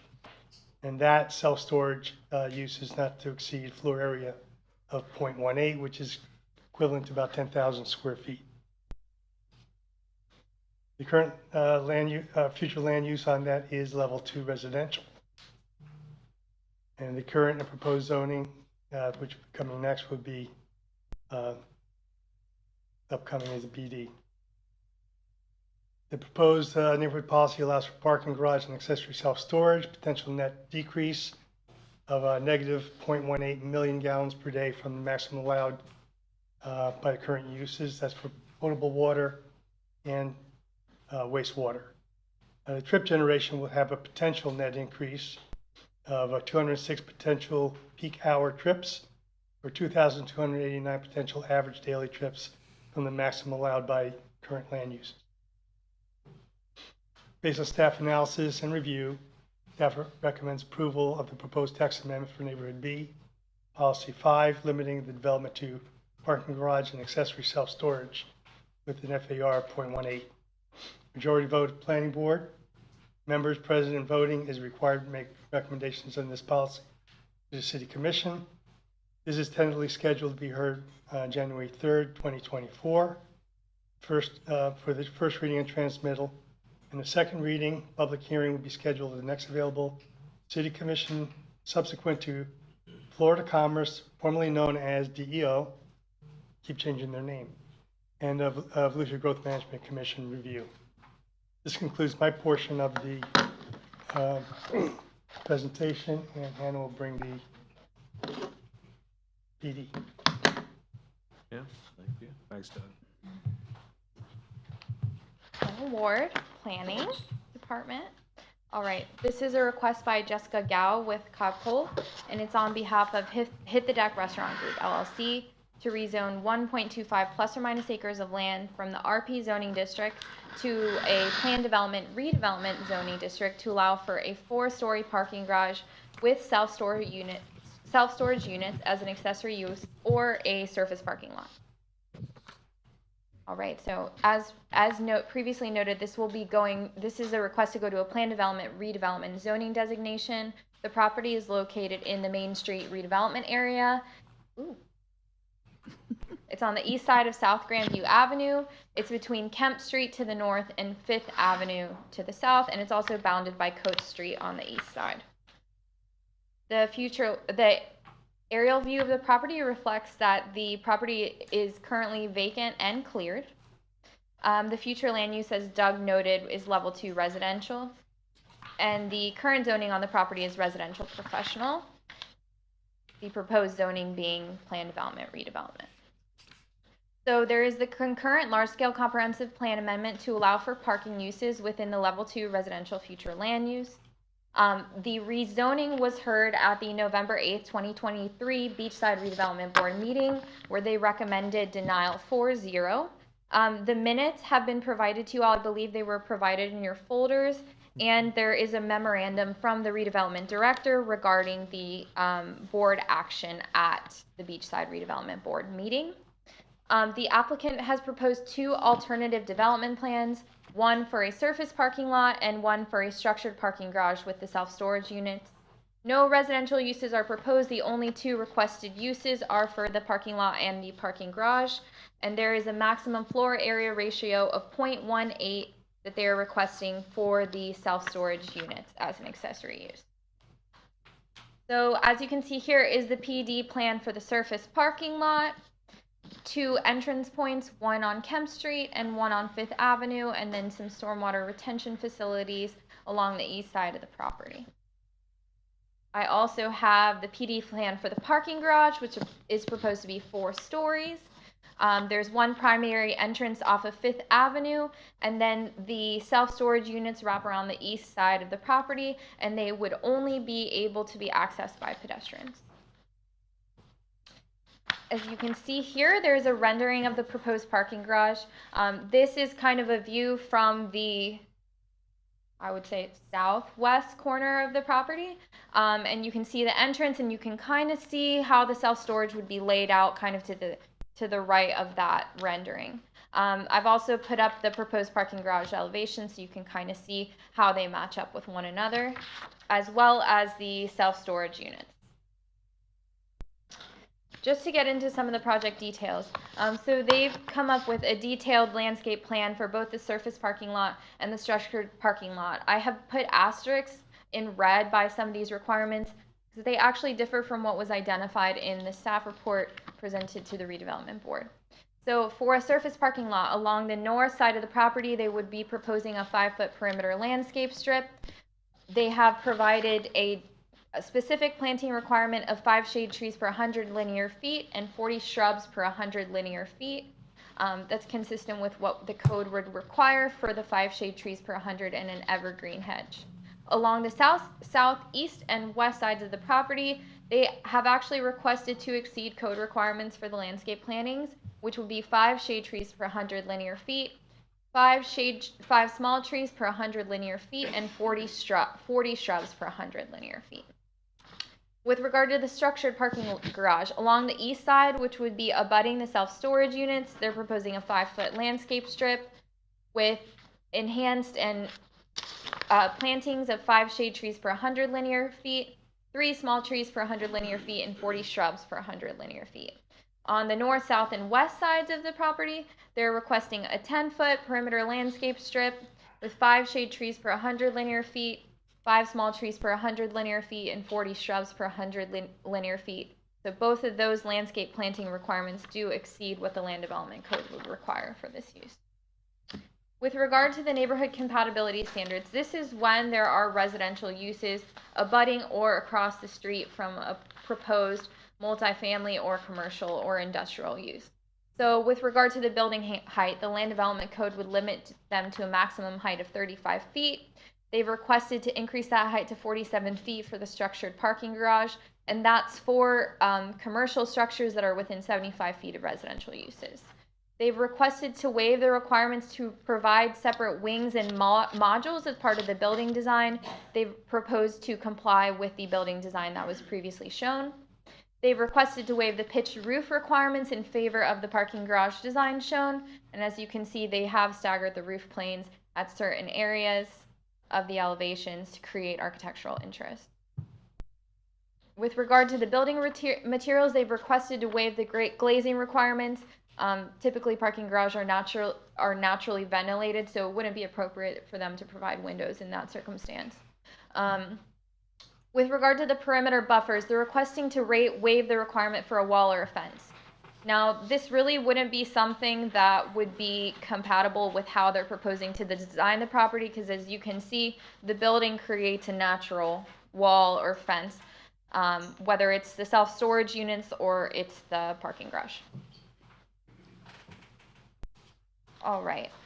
With regard to the wall sign area, they've requested to waive the 50% reduction to the maximum wall sign area that would be permitted, and that's for commercial structures within 50 feet of lots abutting residential uses.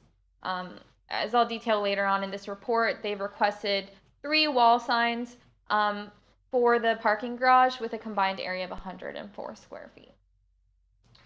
To get into some of the other requests that they have presented, the Land Development Code has a minimum parking lot stacking lane distance that's required for entrances into parking lots or structured parking.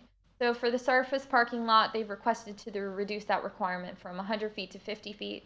With regard to the structured parking, they've requested to reduce that from 100 feet to 75 feet, although the floor plans to the structured parking do show a very extensive ramp that would allow for stacking activities. With regard to the perimeter buffers, this is only for incompatible uses that abut one another. There is some residential, I believe, on the east side of the property that does abut the site. So for the surface parking lot, they've requested to reduce that requirement from 15 feet to 8 feet along the east side of the property. That's consistent with the landscape strips they're proposing to provide.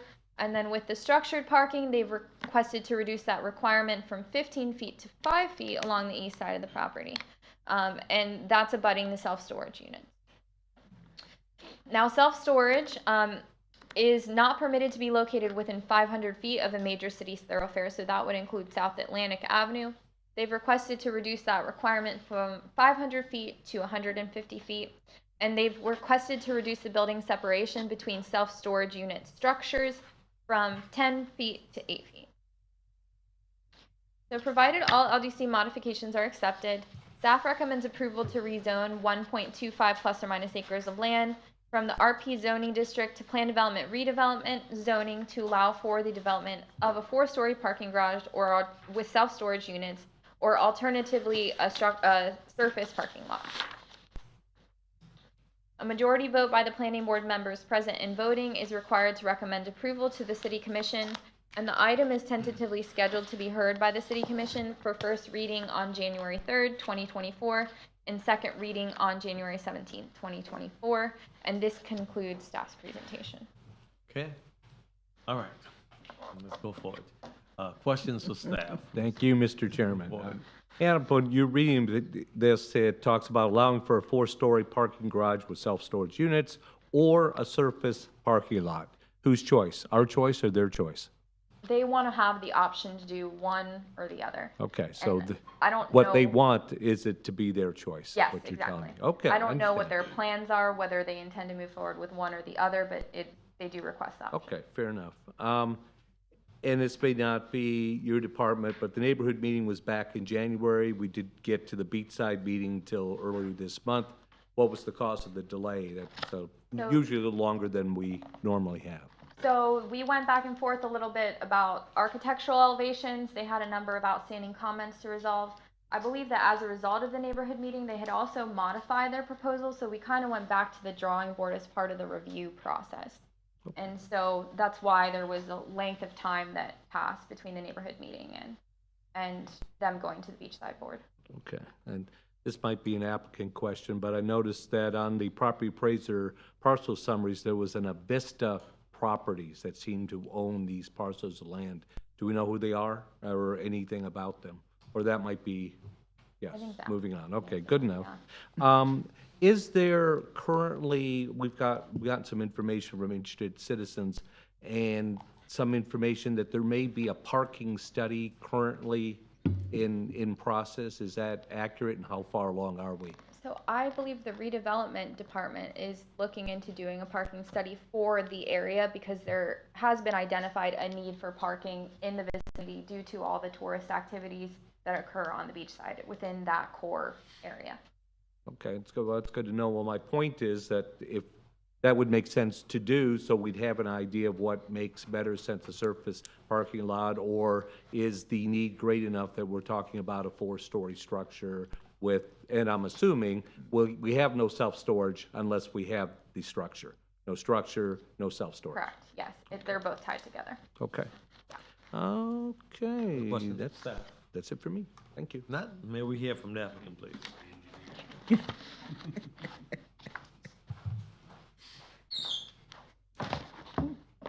Good evening again, Jessica Gao, Cobb Law Firm, 149 South Ridgewood Avenue, Daytona Beach, Florida.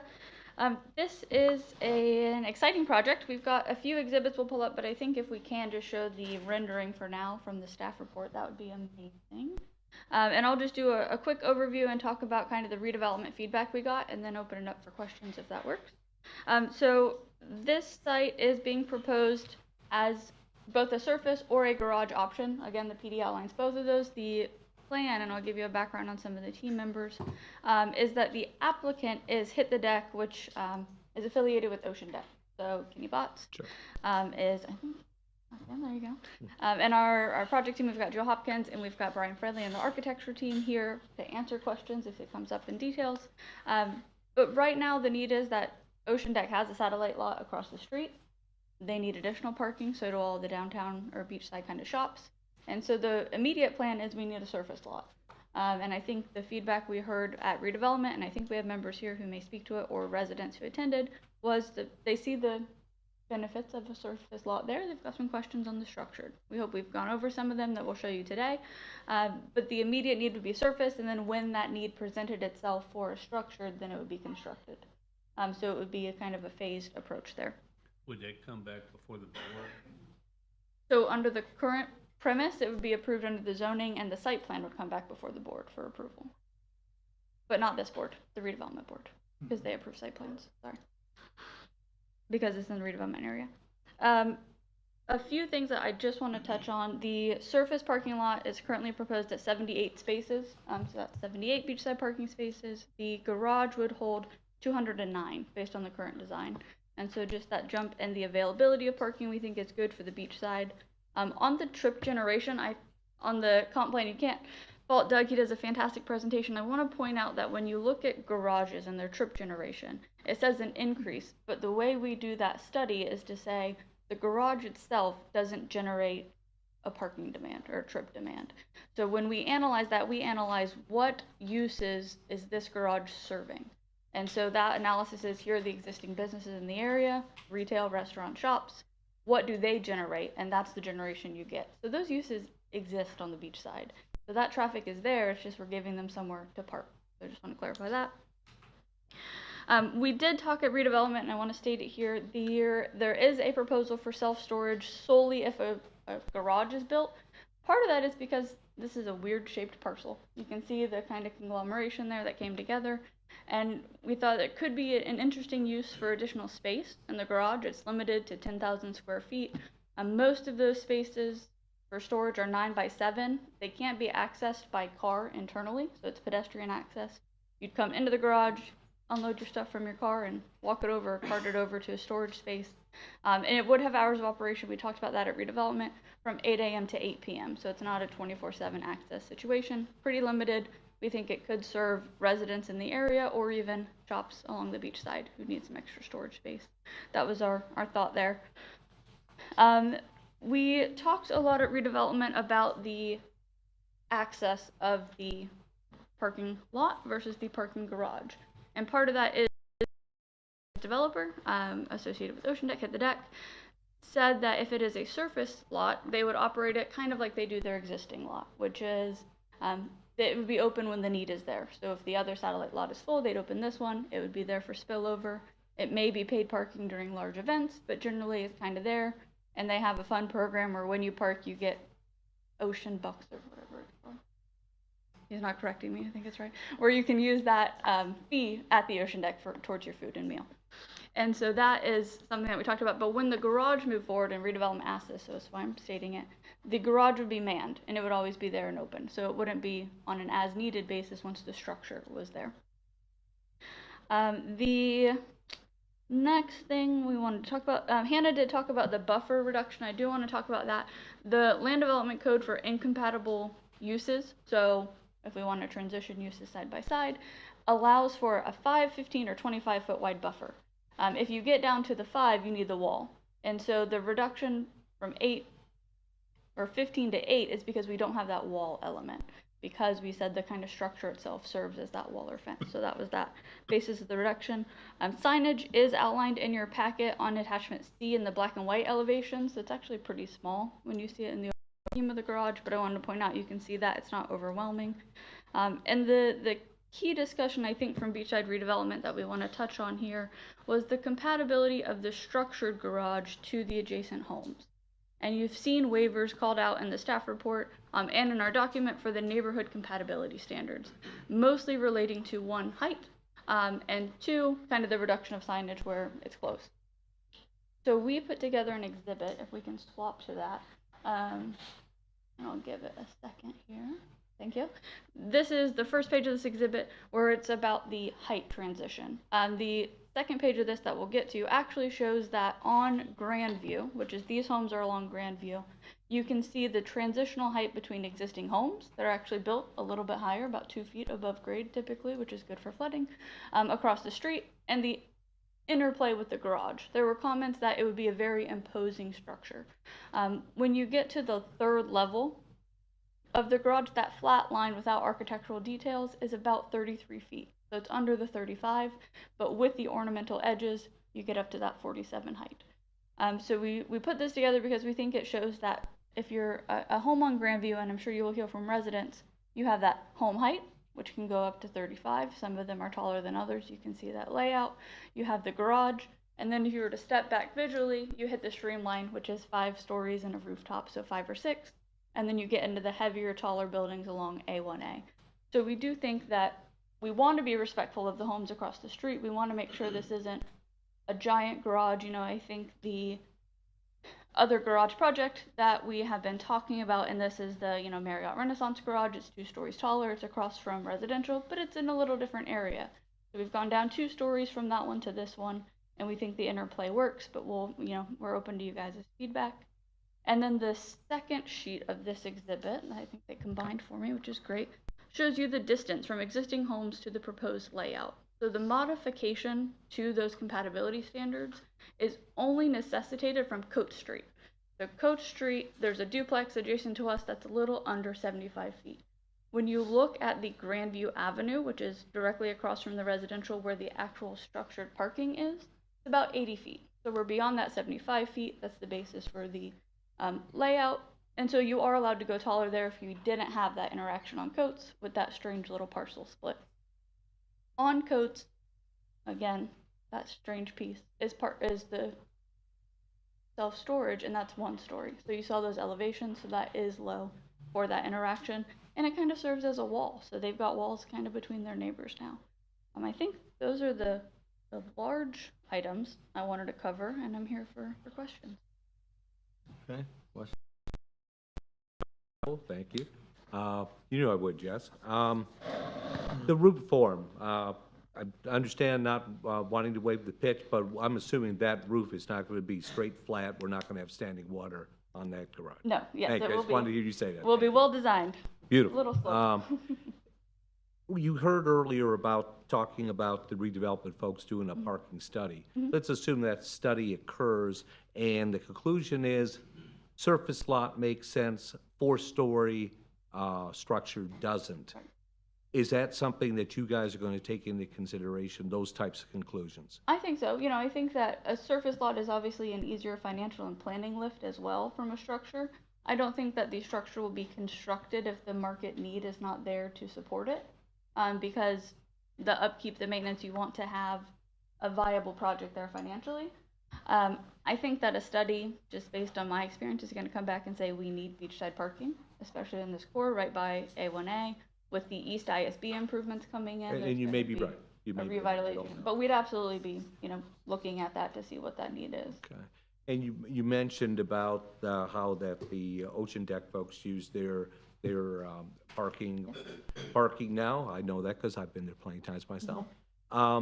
And I understand there was some talk in the beachside redevelopment regarding automated pay gates.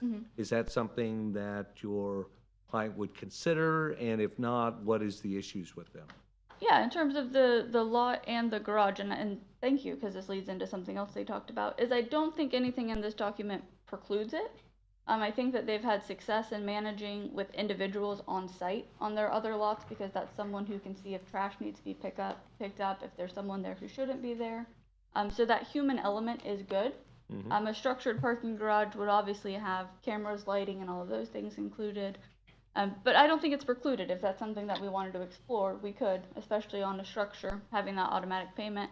But there are a few other things that they said, can you look at, natural or beachside friendly landscaping, Florida friendly native landscaping, and even pervious parking options for the surface parking, which we said we're happy to look at. The Land Development Code contemplates native plantings and allows for pervious surfaces for parking lots. So all of those are things that could be explored. Okay, and it sounds like you'd be flexible to having those types of discussions. Last thing, 1.25 acres, give or take around 54,000 square feet.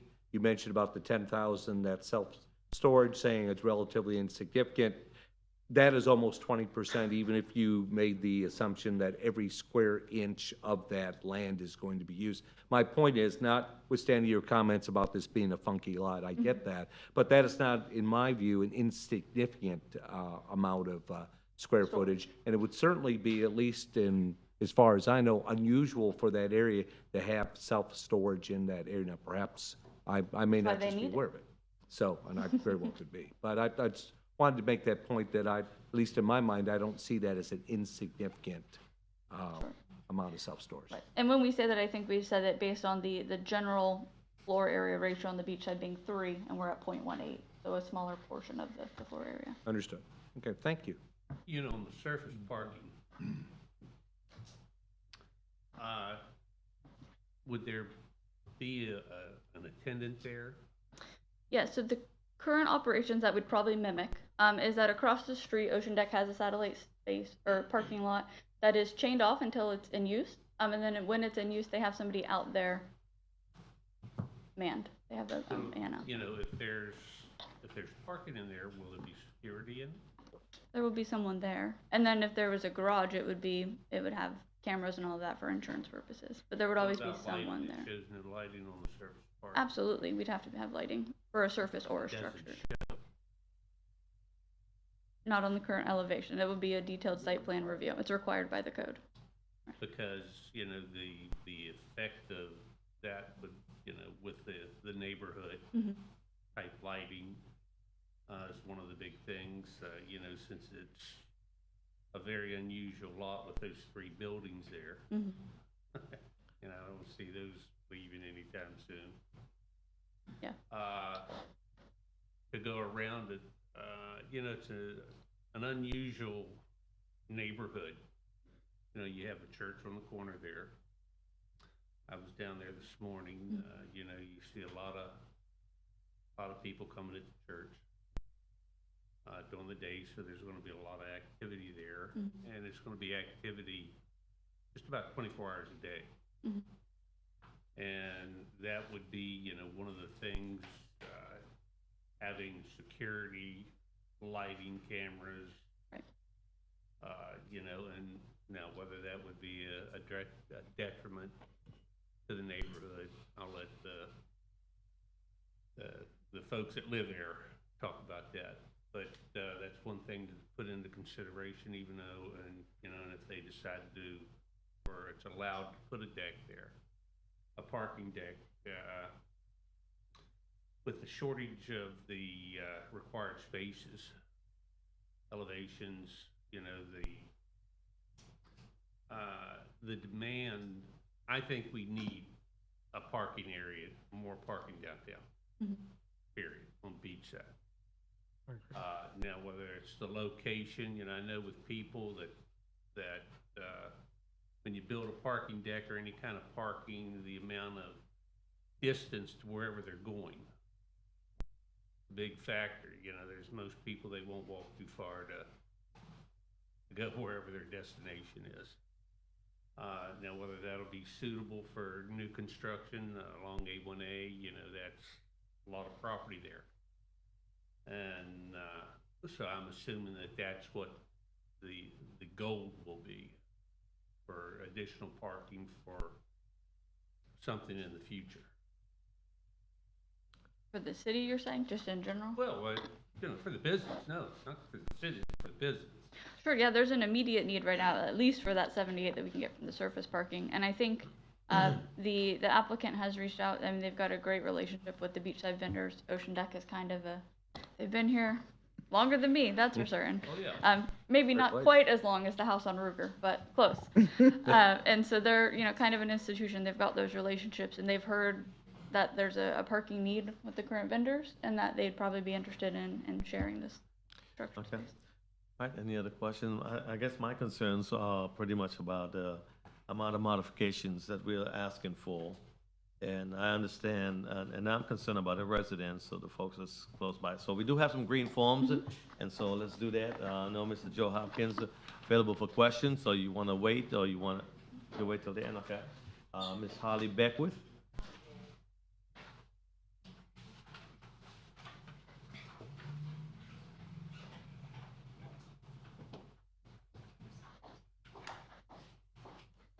I hear, I might as well keep throwing my 2 cents in.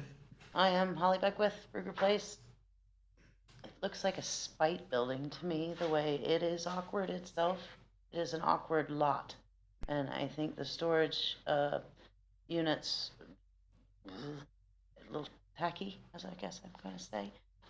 But the way it's built around the house there, it just doesn't look like a normal structure. It looks more like a spite building.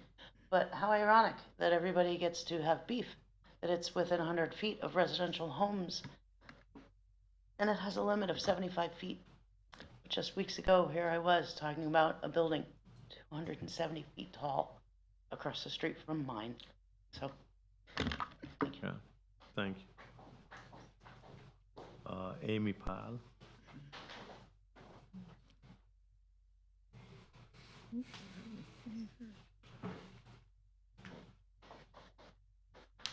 Hey, everybody. Hi. I'm so glad to see you back. Amy Pyle, 136 South Grandview Avenue, which is directly across from this project. And I do sit on the redevelopment board. Our minutes that you have were not yet approved, obviously, because we just had the meeting last week. And I speak for at least 4 other owner occupants that live in the area that could not make it here tonight. The most obvious problem with this project is that the 18 surrounding properties include 12 residential and 3 former residential now vacant. In the staff report on page 2, the east side is shown as all RDB5, but that's not right. It's RP with existing residences on it. And you can see here how these residential homes become, that's the orange, become sandwiched between the storage units and the Streamline Hotel. Really awkward. Who will want to live there? Those are basically doomed.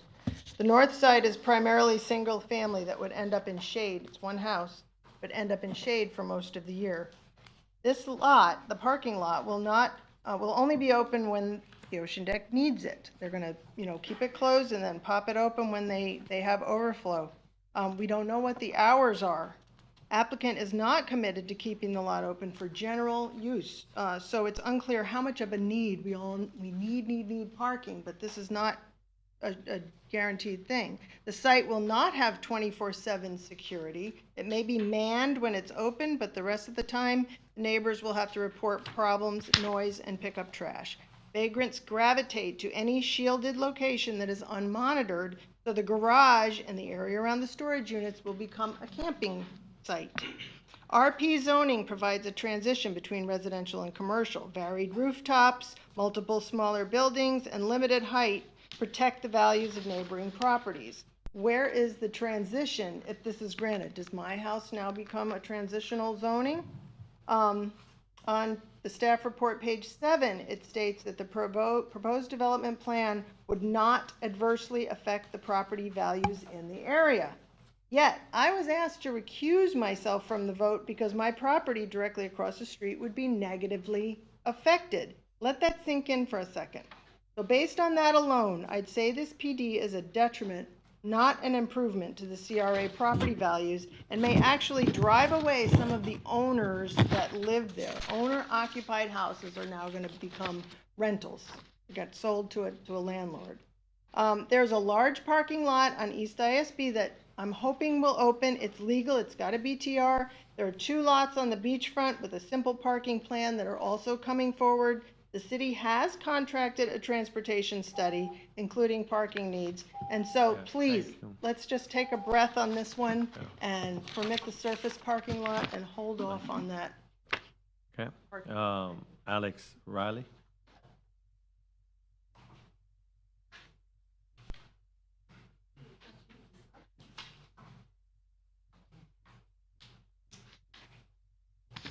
Hello, Alex Riley, 126 South Grandview Avenue.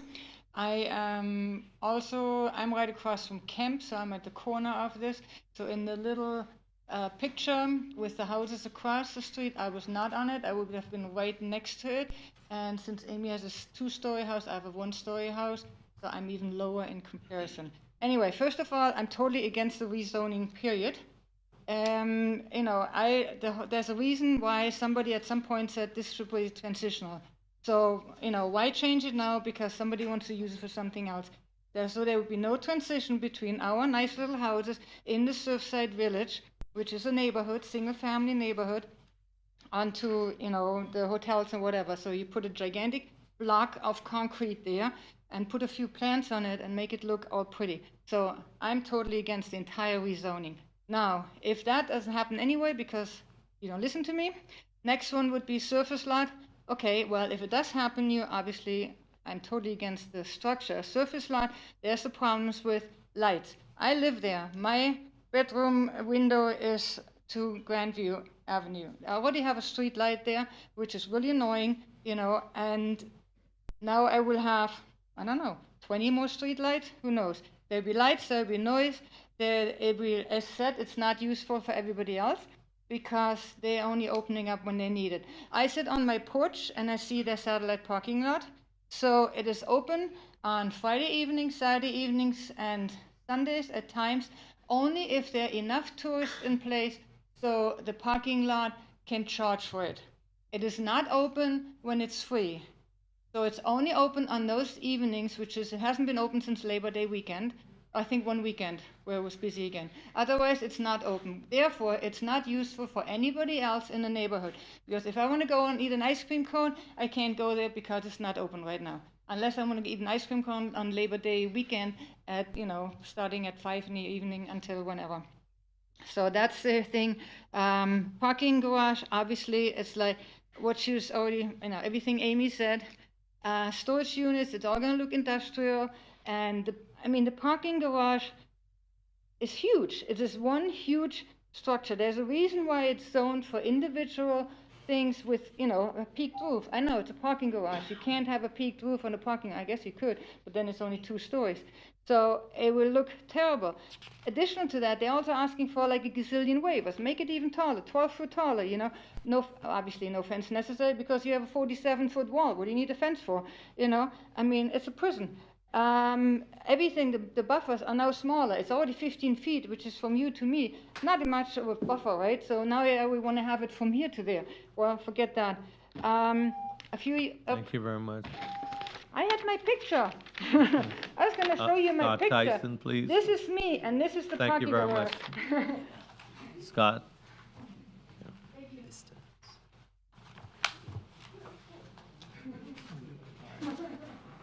Scott Tyson. I'm at 154 South Grandview Avenue, across the road from there. And I'm a new homeowner. I bought that house because it's a beautiful neighborhood, nice residential, quiet neighborhood, very nice, very, very, very comfortable. Everybody's very pleasant neighbors and everything. And this is just going to change the whole nature of the neighborhood. It's going to just completely turn it into a commercial zone. It's a quiet street. Everybody has their own little parking tag. And everybody knows everybody. This is going to just be hundreds of people coming in.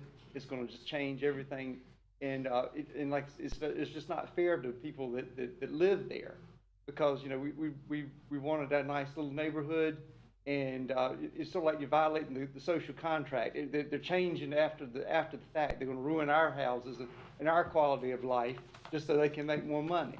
And it's just not fair to us. What would you do if this was your house? If you lived there and somebody wanted to build this huge thing right in front of you and just ruin your whole quality of life, your whole neighborhood, change everything without, it's just not fair to us. You just have to think about it. What if it was, if you lived on that street? How would you feel? Think about that. You know, these folks want to make plenty of money, change everything. They want to have they want all these exemptions. Why do they want all these exemptions? Because they want to get away with something that they shouldn't, that's going to affect us. They want to affect us. That's what they're doing. They're affecting us. It's just not fair. What can I say? It's just not fair. They're going to mess up the neighborhood. And so you just think about it. If it was your neighborhood, what would you feel like? You know, think about it from our view. Thank you. Thank you very much. Mr. John Nicholson?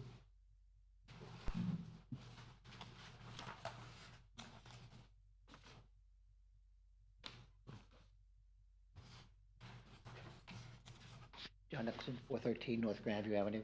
I attended the Main Street meeting. As you know, where I live, I have a parking garage, 6 houses south of me. I have a parking garage, 6 houses to the north of me. The landscaping on the Volusia County is one little lot, 10 foot wide by 20 foot wide. That's the only landscaping on the property. The other one, the Daytona Grand, has landscaping on 2 sides, basically, and they're dead. Okay, they have the trees that they have are not functioning.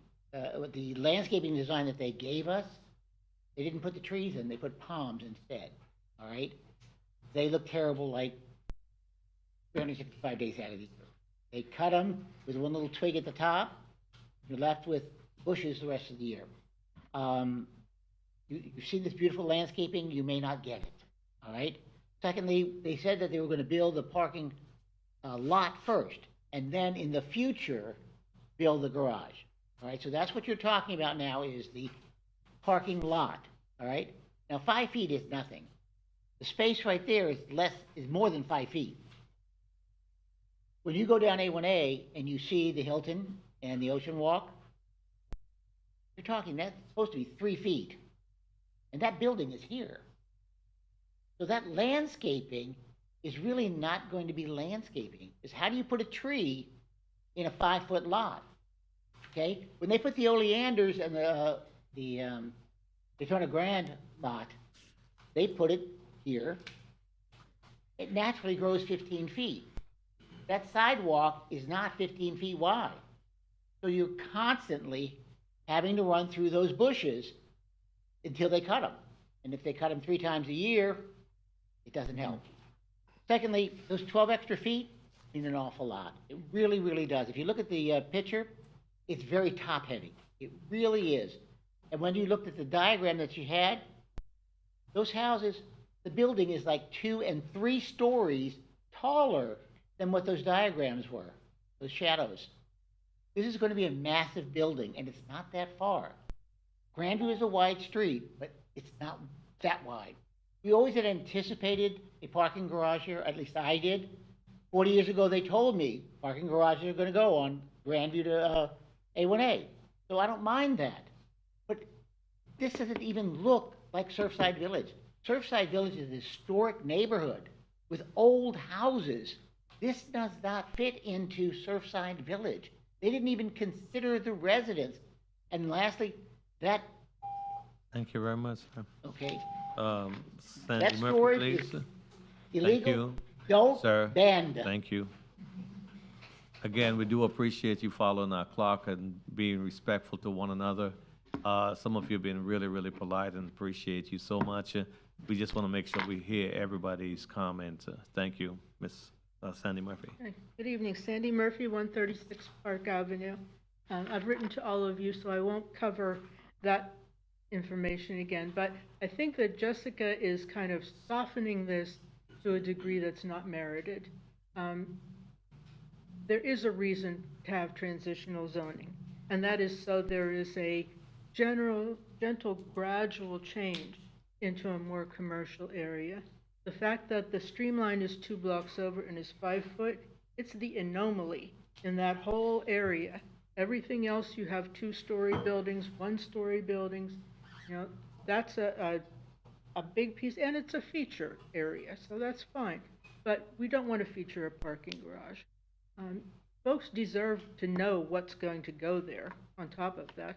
If you approve this and approve the idea that they could do a surface lot, they could do a garage, people deserve to know what's going to go across from their property. And this lets the applicant have their cake and eat it too. I really think that they should be required to say what they're going to do and do what they're going to say if you choose to approve it, which I hope you actually will not. There are other areas in the downtown to do parking. For one, the Ocean Center has a whole flat one-story lot that could easily become an enormous parking garage. There are a lot of options that haven't been explored yet, and that's exactly why that parking study is happening. To approve something that could become a large parking garage that's massive, not just tall, but has a lot of mass in comparison to what's across the street. Before you know what the answers are in terms of where that parking is needed, how often, what type, I think is grossly premature. So I would ask that you just reject this for now. Follow the lead of the Beachside Redevelopment Board. Ask them to come back with something that makes a little bit more sense for that neighborhood and respects the beautiful, beautiful work that those homeowners have done to restore it and make it a very attractive part of Daytona Beach. Thank you. Thank you very much. Stephen Powell, please.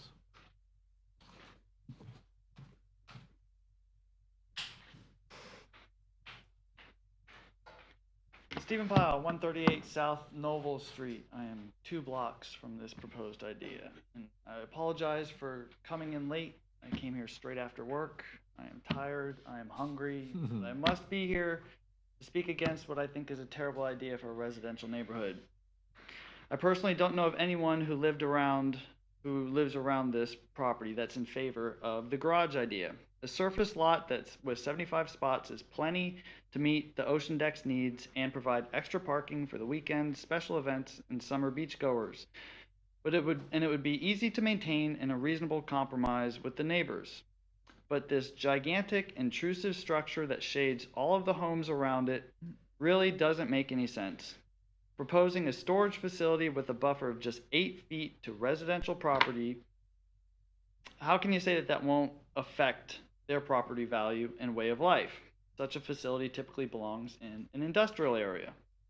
And ultimately, we need to consider what is the plan for this area. It's a neighborhood. It's Surfside Village. And it's best to do the things that inspire owners to want to live there and not want to move away. So, thank you very much. Thank you very much. Mr. Joe Hopkins, I'll give you that opportunity, sir. You good? Okay, Jessica? Okay. I'll pretend to be Joe. I'm just kidding. For the record, again, Jessica Gow, Cobb Law Firm, 149 South Woodward Avenue, Daytona Beach, Florida. Perhaps for the last time tonight. I want to say just a few things, points on residents, and then an ending comment, which is that when we first went to the city to talk about adding parking in this space, the questions posed to us were, okay, if we let you have a surface parking first, how quickly can you build a garage? That was the view of the need in this area. And so I think that in this space specifically, there is such a balance between being directly adjacent to single family, absolutely, but being 2 blocks as the crow flies from the main entrance to the world's most famous beach. When you look at the proposed improvements for East ISB and how that's going to widen and kind of activate that commercial corridor. We've been asking for a Publix on Beachside at this hard corner for years, and we'd love to have people who could walk to Publix and have parking and support the shops. But the immediate need of this property owner is a surface lot.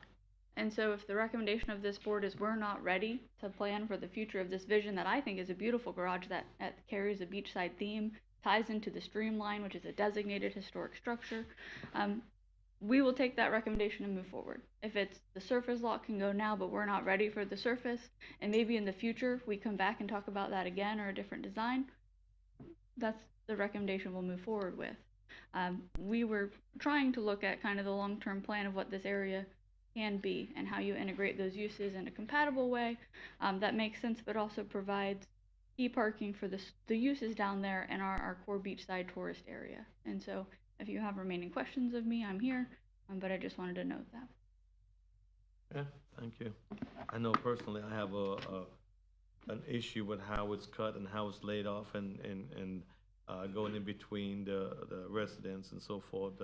The design of the lot, I guess that would be my concern. And of course, those houses that's right there adjacent. So those are my areas of concern. Anyone else have any questions? If, just a comment, Mr. Chairman, Okay. that Here, I don't, Okay, go I'm ahead. sorry, Fern. Go ahead.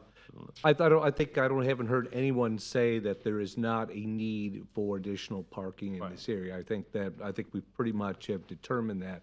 It's just a matter of what structure we're going to use to make that happen and in what location that we do it. And I can't believe is I'm sitting here, Mr. Parking Guy, talking about this, but I truly believe as we speak right now with the information that we have right now. Now, maybe we'll find out something different when this parking study is concluded. Whenever that happens, I don't know. But from what we have, the information we have right now, surface lot makes sense. The idea of a 4-story structure that has the potential to impede onto a long-standing neighborhood, I don't believe does. And it appears, if I understood Jessica correctly, that they're willing to look at it that way and come back to fight another day when the circumstances warrant it. So, speaking personally, I'm in favor of the surface lot, but not to deal with the parking garage at this time. Mr. Woodhouse? You know, I'm under the same impression. You know, the surface parking lot, as I had said previously, you know, there's no design on it, there's no lighting, no landscaping. Who's going to take care of the parking lot, you know, during the day, picking up trash, keeping people away from it? You know, I'm just haven't heard anything. You want a blank check, in other words, especially for the two of them. I'm absolutely against that, having the parking deck.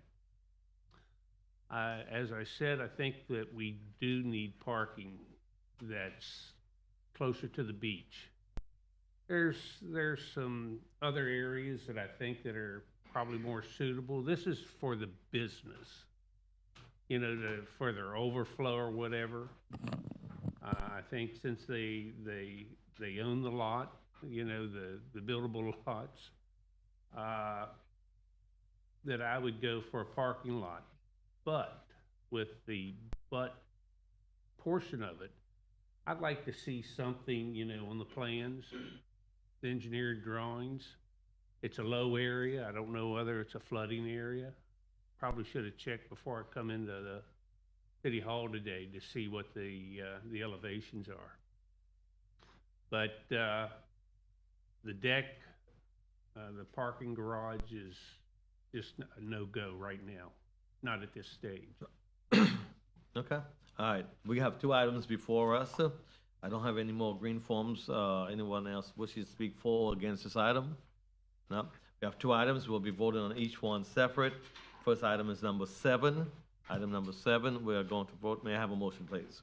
If I could ask a question of Mr. Russell. David, if we approve item number 7, large-scale comp plan amendment, can we then, with item 8, make the adjustment regarding the parking garage? Yes. In other words, That's correct. 7, we're opening up the discussion, and 8, we can have that discussion of what it's going to be.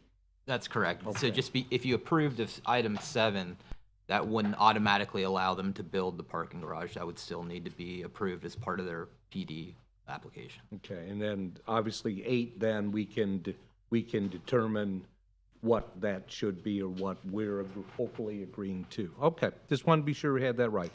Mr. Chairman, move approval, agenda item number 7, large-scale comprehensive plan amendment, DEV 2022-013, Granville Parking, LSCPA. I second. Okay, we have a motion properly second. All those in favor, let it be known by saying aye. Aye. Opposers have the same right? Aye. All opposers? No. Oh, there's only one. Two. One is everyone else opposed to it. All right, let's do a roll call. Number 7, there was, okay. For number 7, yay. Yeah. Yes. Okay? Yay. Yes. No. No. No. Okay, so it's 2-3, that item. Okay. Okay, thank you. Does And that make item 8 somewhat moot then? we have to go through Okay. the process. Okay, Okay. item number 8, please. May I have a motion?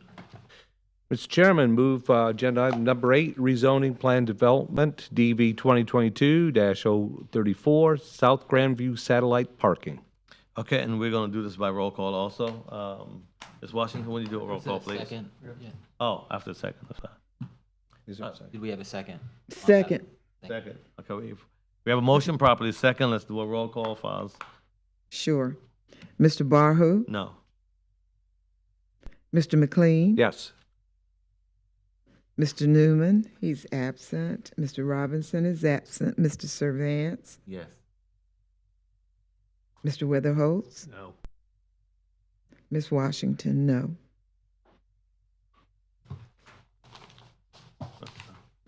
Thank you very much. 1, 2, 3. Just a reminder, this is a recommendation from the advisory board, the planning board. The item would still be able to go to the city commission for action. Thank you very much. Mm-hmm. Item number 9, please. We got the parking garage done, but I don't think people move it, but they're voting. Yeah. Item number 9, I have is request for continuance, and we have to do a motion, right? May I have a motion for item number 9, please? Mr. Chairman, move to continue the item number 9 to the December 21st, 2023 Planning Board meeting. I second. Okay, we have a motion properly second. All those in favor, let it be known by saying aye. Aye. Aye. Opposed have the same right? It's continued. Item number 10, please, Ms. Washington. Item number 10, Fifth Street right-of-way vacation, DEV 2023-040, public hearing. May we hear from staff, please?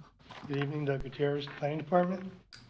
This is a request by the City of Daytona Beach Public Works Department to vacate approximately 140,590 square feet of right-of-way of a portion of undeveloped Fifth Street, which is 50 by 2811.8 feet. Located between Orange Avenue to the north, Tarragona Way to the west, South Landvale Avenue to the east, and Museum Boulevard, excuse me, to the south. This is the aerial showing the, trying to get the whole thing in one picture. But basically, it's undeveloped. It's, and these are the surveys. This is in 2 parts. At the request of multiple residents, the City of Daytona Beach Public Works Department has filed an application to requesting a vacation of a portion of undeveloped Fifth Street, also known as White Street, right away between Orange Avenue to the north. I already said all that, didn't I? It's approximately 2,811.8 feet long. This street currently contains utilities, and prior to the right-of-way vacation being completed, I was corrected by our attorney. We're not going to record a utility easement. We're going to retain the easement that's currently there for FP&L. Correct. Correct. Okay. Purpose of a right-of-way vacation is to establish a uniform mechanism for vacating developed or undeveloped public rights-of-way when they're no longer required or needed by the city. And also, if it's not designated in the comp plan. So our 2 requirements in the Land Development Code is right-of-way is not now or in the foreseeable future needed for a public purpose for the city or its inhabitants. And B, vacation of the right-of-way is consistent with the comprehensive plan. The city has contacted, obtained no objection as required, and has provided letters of no objection for this portion of the right-of-way. Letter of no objection from FP&L dated May 25th is contingent, well, initially it says contingent on issuance, but it's contingent on retaining the easement. The city's technical review team has reviewed the application, finds the request to be acceptable, subject to the easement being maintained. The city's property evaluation and review team, PERT, is in the process of reviewing this vacation request. At the time of the staff report, approval of PERT team has not been finalized. This approval will occur prior to City Commission approval of the vacation.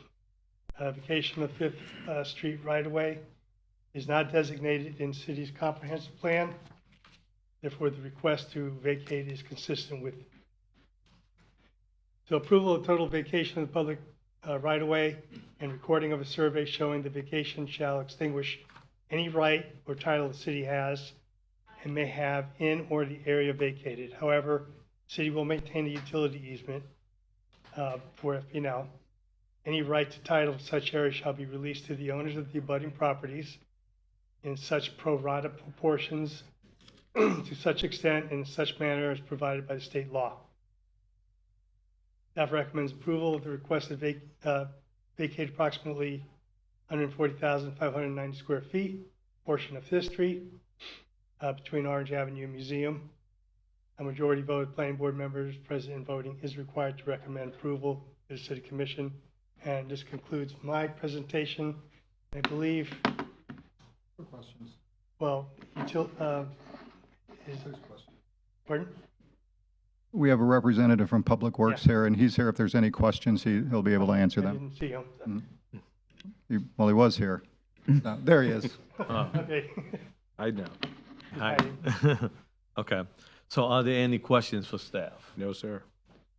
I'm not sure who to ask the question.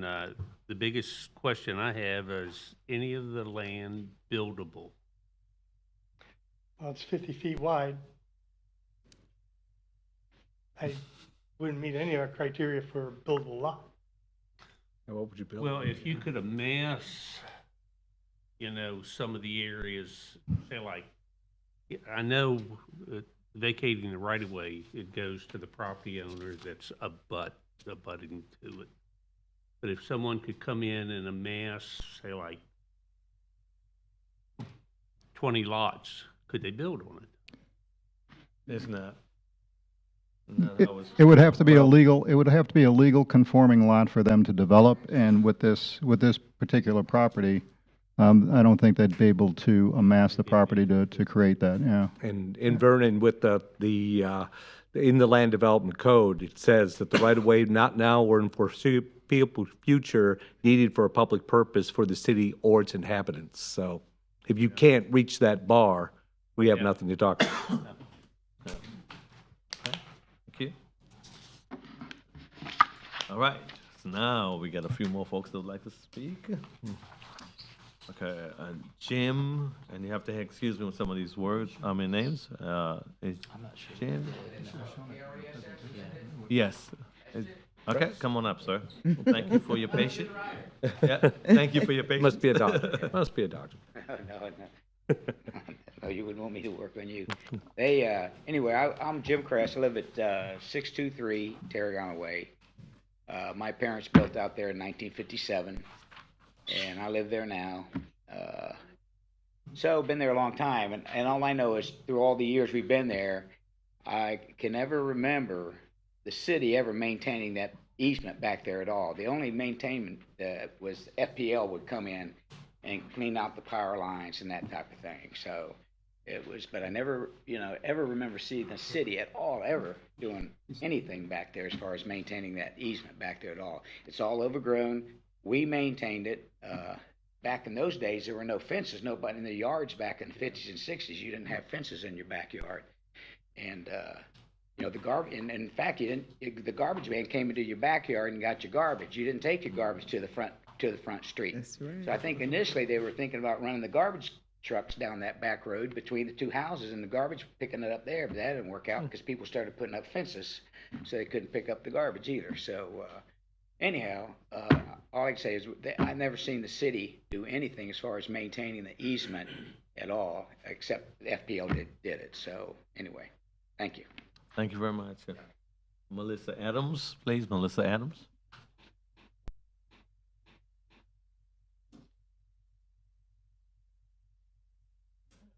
Hello. Melissa Adams, 425 Tarragona Way. I moved there about 5 years ago. City has done absolutely nothing behind. I did have a fence put in on my property line when I moved in. The brush and everything from that I have to maintain to keep off just the top of my fence. Like FPL gets back, lose power quite often. They do trim that, but other than that, just animals, coyotes, people taking up, space there that shouldn't be there, living right behind my house. Thank you. Thank you. Arnold Thomas.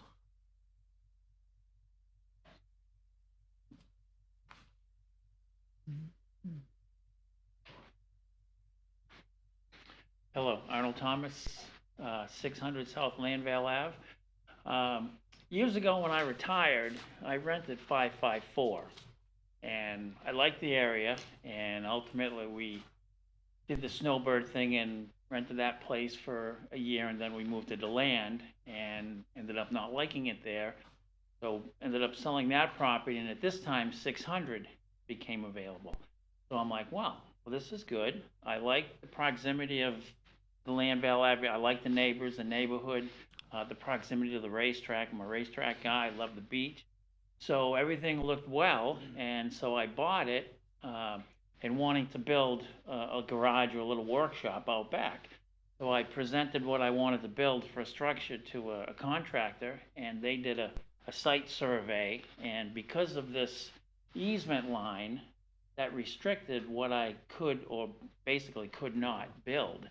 So my hopes of having a little garage workshop type thing out back has gone by the wayside, and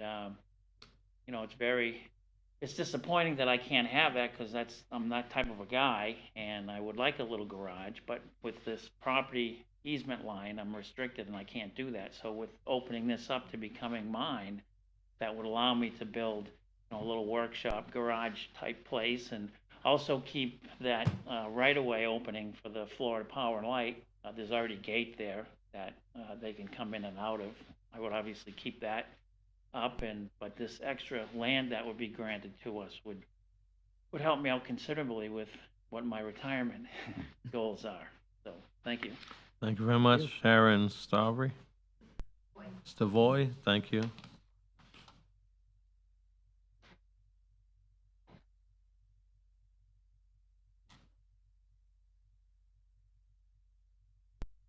Hi. Hi. Hi.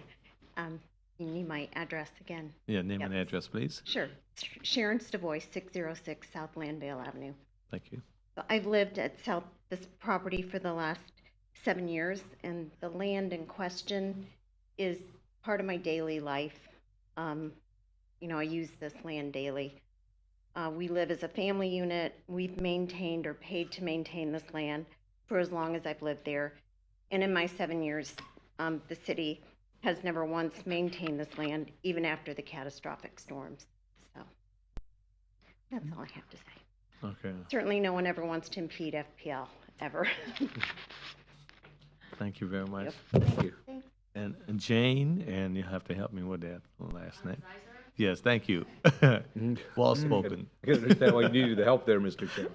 Yes. I know it's kind of long. Thank you. All right. Hello, I'm Jane Connors Iser. I live at 606 South Landvale Avenue, and I've been there for a few years. And I think all I would like to say is that the property in question is a narrow strip that basically goes down everybody's backyards.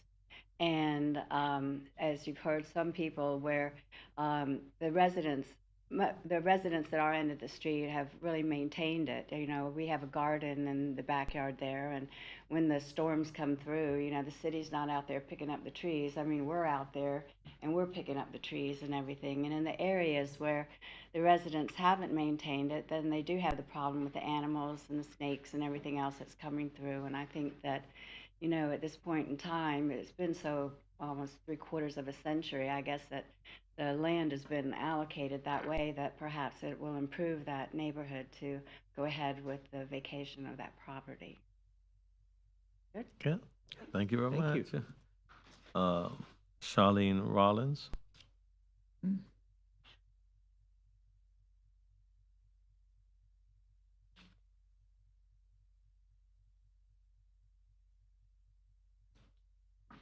Hi, Charlene Rollins, 612 South Landville Avenue. I bought that house a little over 2 years ago, my first house. And I'm a single mom of a 15-year-old, and I work 3 jobs. And this has been really hard. This has been going on for the last 2 years since I bought the house, coming to code enforcement court because of a shed that's on the property line, or that's on the easement that was there when I bought the house, fencing issues that again were there when I bought the house.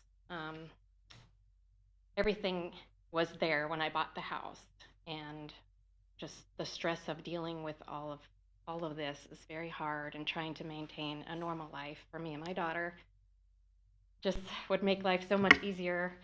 I love the neighborhood, I love my neighbors, they're all amazing. You know, if we could get this right of way back to the property owners, you know, because it's like one house has all this brush in their backyard with snakes and everything else, and, you know, stuff from maybe homeless people. If you go look, you see cans and food and beer cans and all kinds of stuff in these backyards where it is a jungle, and then you get to the next house where they don't have the jungle because of a fencing issue. But if you can find it in your hearts to just understand that we're all trying to be a team and, you know, do what's right for our street, for our neighbors, that would be great. Thank you very much. Thank you. Bonnie Keaton.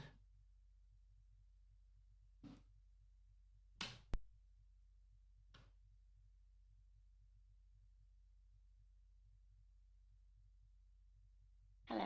Hi. I'm Bonnie Keating, 606 South Landville, 554 South Landville, 601 South Landville, and 605 South Landville. I'm the owner of these properties. I live at 606, where I've lived for 30 years, right behind my other neighbor who's been there since she was born. I don't know. Since I was 22 years old when I bought the house, she was behind me. When I bought the house, there was already a fence there 30 years ago. I don't know how long it was there, but that was the fence line of my knowledge. That's my land behind her. We've been wonderful neighbors.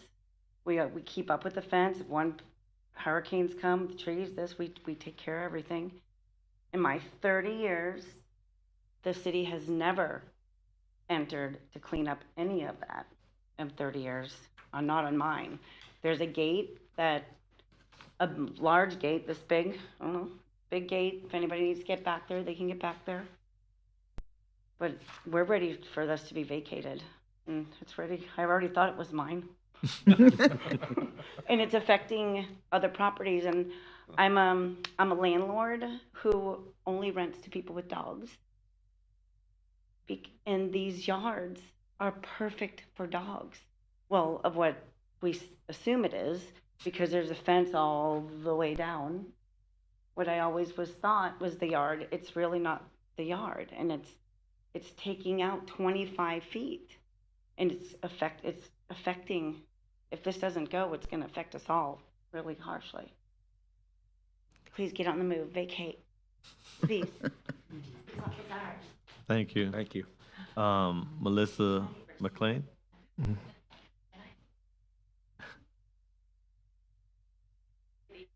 Good evening. My name is Melissa McLean. I live at 542 South Landville Avenue. I bought the house last year. So in the 18 months that I've had this house, I've done a lot of work. The yard was overgrown, and so I've paid a lot of money to have trees taken down off of that 25 feet.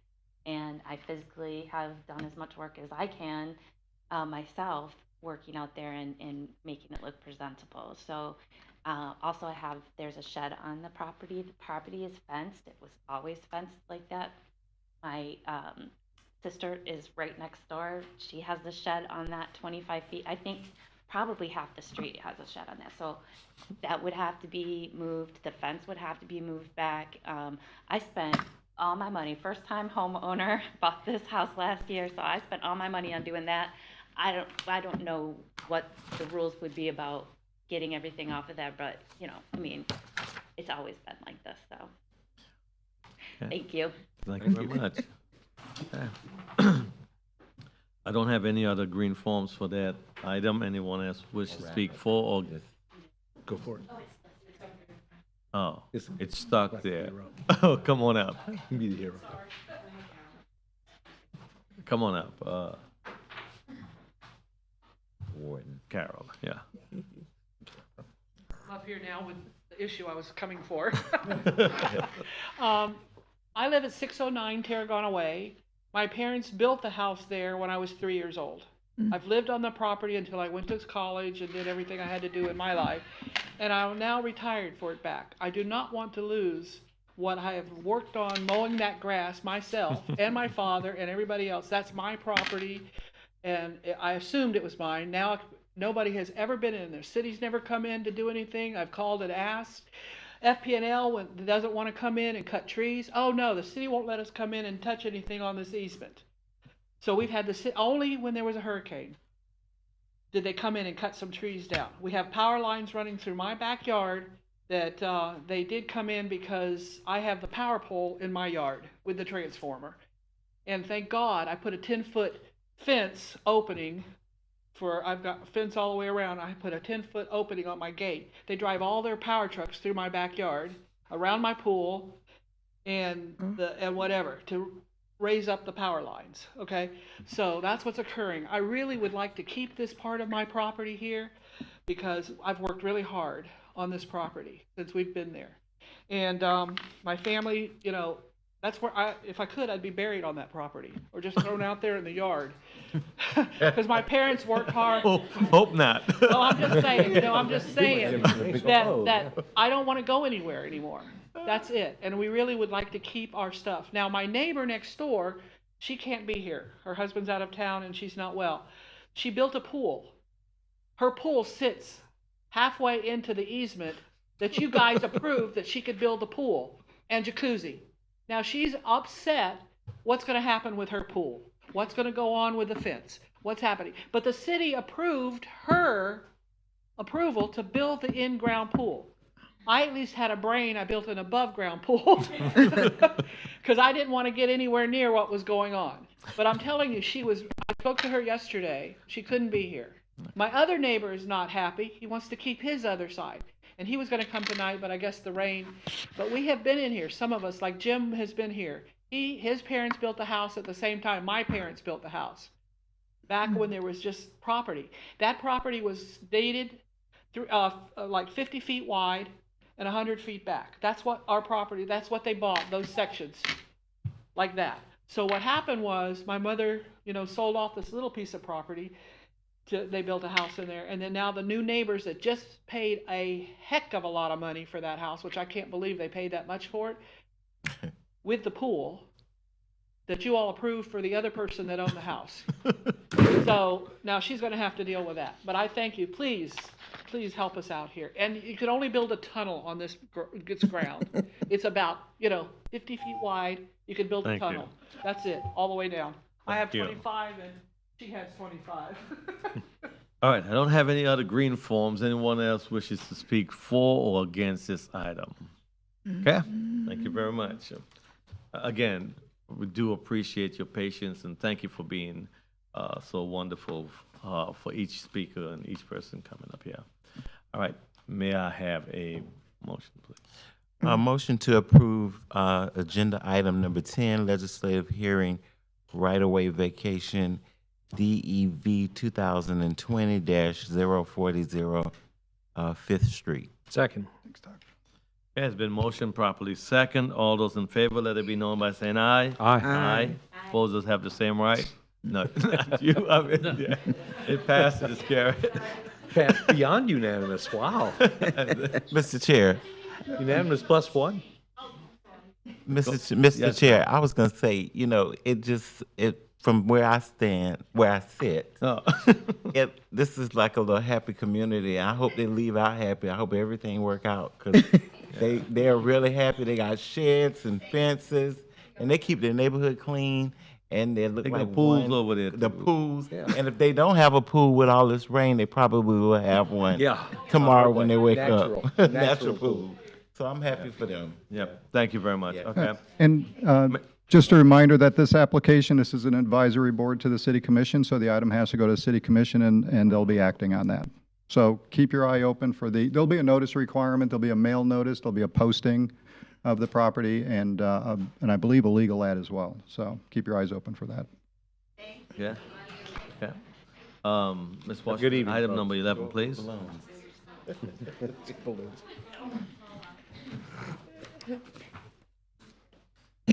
Item number 11, University Transition Redevelopment Midtown Land Development Code Text Amendment, DEV 2023-483, quasi judicial hearing. May we hear from staff, please? Thank you, Board. I'll take care of this one. This is an amendment request by the Growth Management and Planning Department, the Planning Division, and the Redevelopment and Neighborhood Services Division to amend Table 52A3, the principal use table for redevelopment districts, and Section 52B, standards for specific principal uses of the Land Development Code, to add retail sales and service uses and residential uses to the RDM4 zoning district, and to amend Section 47X3, the RDM4 intensity and dimensional standards, to also include standards for duplex in addition to the single family that are currently existing. So some information for you. This is the RDM4 zoning district. Primarily, I'd say about 70% of the zoning district is occupied by property owned or controlled by Bethune-Cookman University. The district goes as far north as to George Ingram, goes to the south to ISB, and actually crosses over ISB. To the west, probably to about Lincoln, and then to the east, it'll go to Charles Street. Okay, there you go. All right, so as we mentioned, I'll go back, yeah. As we mentioned, the RDM4 zoning district, I want to read for you the purpose of this zoning district. And again, this is a relatively new zoning district. It was something that we installed when we did the new land development code back about 7 years ago. So the purpose of the redevelopment Midtown University Transition RDM4 district is to provide for major institutional education and small-scale, low-intensity retail and service uses that support and complement Bethune-Cookman University and accommodates the growth of the BCU campus. Residential uses are encouraged on the upper floors of the non-residential establishments. So the purpose is primarily for BCU, but we do have other properties that are located within the zoning district that are not controlled by BCU. And with the zoning in place and with the uses permitted in place, it restricts some of the things that can occur at some of the other properties that BCU doesn't control. So on this map right here, I know it's a little bit busy, and I had a map of this in your planning board packet, but the dotted line is essentially showing you where ISB is located. So it's going from Nova all the way to Ridgewood, and you see there's different zoning districts within that boundary. The RDM district is right in the middle. So that RDM4, that's right in the middle of the districts, that's the BCU essentially zoning district. Adjacent to the east and west of that zoning district are the RDM5 and the RDM1 zoning districts. Those are more commercial, retail, sales, different types of uses that can accommodate uses that are appropriate for ISB. What we found is that the uses that are in the RDM4 are not consistent for those commercial uses with what you see on the east and the west. So we've worked with the redevelopment department as taking a look at the uses that are permitted on ISB. And we took a look at all of the uses that were permitted in the RDM5 and all the uses that were permitted in the RDM1. And where we saw common uses, we are presenting an amendment to the Land Development Code to add those uses to the RDM4 zoning district, but just along the ISB corridor. That's where they're most appropriate, and that's where they should be. Those uses include, and again, these were uses that were permitted on either side of the zoning district along ISB. So the uses include antique stores, art galleries, bank or financial institutions without drive-throughs, drugstores, pharmacies without drive-throughs, grocery store, jewelry store, personal service establishments, which is hair salons, barbers, and then other retail sales establishments. Also, we included in there the household living uses for upper story dwellings, which, as you remember, was one of the purposes of that zoning district. So we wanted to make sure we had that included. And this is something that we wanted to include just on uses, just on the properties that are fronting ISB. So just, we didn't want to encroach these into the BCU area or the residential area that is also in this zoning district. There's not a whole lot of property capable of having a retail use or some of these commercial uses that's not controlled by BCU, but this is one of them. This is over at Lincoln and ISB, and this is a perfect location to have a couple of different uses. Fits perfect with what we're doing on ISB. I've identified a couple of locations within the RDM4 that are actually residential. So up closer to George Ingram, I've got that circle over there, and then over by Charles Street, single-family residential has been developed in those locations. Cute houses, well-maintained, actually non-conforming because the zoning district does not permit these uses. I think that it seems a little silly, right? I believe that was an oversight, and I'll get into that in a little while as to why I think it's an oversight. Goodness. But these are perfect for that location. So we want to make sure that the zoning district also allows these uses. What we want to do, though, is to incorporate these uses on properties that are not on ISB, because ISB wouldn't be appropriate for these uses. Right. So we'll allow these uses other places other than ISB. So we wanted to add single-family detached dwelling, which we've already seen, and duplex. We talked to the redevelopment department. They'd like to see more duplex uses in the city. It's a great opportunity for investment for some people, and also there's a market for it for an affordable rent that people might be able to use. So to do that, the interesting thing, this zoning district already had a development criteria for single-family residence. Didn't permit it, but it had a criteria for if you were going to develop it, that's what you had to do. So what we did, we took and this is consistent with how we do things in the redevelopment areas. We added duplex use to the same single-family zoning characteristics. So they still have to meet those requirements. Duplexes tend to be a little bit bigger, but they still have to meet the same setbacks. They still have to meet the same front, side, rear setbacks, heights, and would have to fit appropriately on the property. And they'd have to also meet the minimum size requirements for units as well. Staff recommends approval of the proposed text amendment to amend Table 52A3 and Section 52B of the Land Development Code to add retail sales and service uses and residential uses in the RDM4 zoning district, and to amend Section 47X3 to include standards for single-family and duplex uses. Majority vote of planning board members present and voting is required to recommend approval to the City Commission. And we are anticipating that these items will be to the City Commission for first reading on December 6th, which is a rapid turnaround because we've had a commissioner very interested in us moving this forward quickly. So first reading for December 6th and second reading for December 20th. So hopefully by the end of the year, we'll have this one wrapped up. And that concludes our presentation. Okay, are there any questions for staff? No, sir. Okay. I don't have any green forms anyone wishes to speak to or for against this item. Thank you. May I have a motion, please? Yes, sir. Move to approve agenda item number 11, LDC text amendment, DEV 2023-483, RDM-4 permitted uses. Second.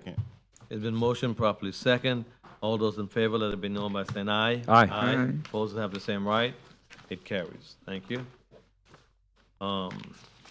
Item number 12, we have already completed. Item number 13, Downtown Baloo Road Redevelopment Area Board Representative?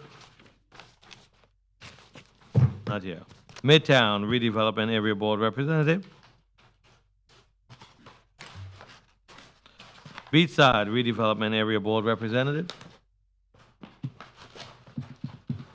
Public comments. I have, what? Okay. D, Affordable Housing Advisory Committee. I think he was just report. dying to get through all of them without any comment. Okay, no, And this I don't was blame. not. Oh, you're just having on? Oh, My that's great. script was not scripted. Oh, God. Pretty Okay, bad go when the ahead. chair doesn't have the right script. I don't know. I Anyway, I'll be brief. It's been a late night. I'll make it, as you folks know, was recently appointed to the Affordable Housing Advisory Committee. Essentially, the goal, as I understand it, I'm still learning a lot from it. In fact, we know Jessica from Cop Cole will talk about her fun facts. So I have a fun fact for you guys. Jeff Hurt, who was my predecessor on this board, is also on that board, and he's forgotten more than I know. And I'm hoping he will educate me as time goes on. But the overall goal, as I understand it, guys, is to find legal and creative ways to include options for affordable housing in present and future development in our city. That's essentially what this group is trying to do. They talked about revised wind standards in Florida for modular manufactured trailer homes, promotion of tiny homes. I happened to see one as I was driving along. There's somebody with a trailer, and there's a little tiny home behind it. So I'm like, wow, it was really out there. The last thing I'll mention is they mentioned at the last meeting that Habitat for Humanity built on about 40 provided lots in the Derbyshire area in the last 12 months. So there are folks out there making an effort in that area. It surprised me too, Mr. Chairman. I was not aware of it as well. So it's pretty exciting stuff. Next meeting's on the 29th of this month. There'll be discussion of the 2024 annual action plan. I'll give you more details in our January meeting. Thank you. All right, thank you for the update, appreciate it. Sure. Okay, public comments, we have Holly Beckwith. You waited, patient. Yeah. Dedicated. 1223 Ruger Place. Yeah, the paper, I tried to write on there, why are we using such expensive paper and printing in such ink? I mean, can we plan to be a little more budget savvy moving forward? I'm just taking my time because I'm home. This little wrench of mine says nachos, because it's nachos. I have another job. I will now be working for a lighting company that is the largest in North America. Enjoying my bittersweet time being at home, having to fight the good fight, because it is. I had Miss Ruby, I brought another shirt. I don't mean to offend anyone, but affectionately and endearingly, I'm going to refer to these moments as our cart before the horse club, because I think we've got some things to work on organizationally that would perhaps help flow things a little more smoothly if it made sense before it got here. I mean, like, we have a proposed building that has no name, no corporate backing, none of these other things, but Miss Ruby told me my neighborhood needs, we need t-shirts. We need to band together. And I said, well, geez, there's some neighbors I have that can't even process one of my questions within 3 minutes, much less come here and speak within 3 minutes. So I fight the good fight on my own because I don't really have that neighborhood thing these people were giggling about. I've got little angry guy that's not even here, and we got Liz that just gave me her phone number, and I've lived there for 20 years. But it was my grandmother's house. So this was the shirt that I brought tonight. I taped up the thing. So this is going to be my neighborhood. Remind everyone we're on television, yes? Yes, well, Good thing that's still locked.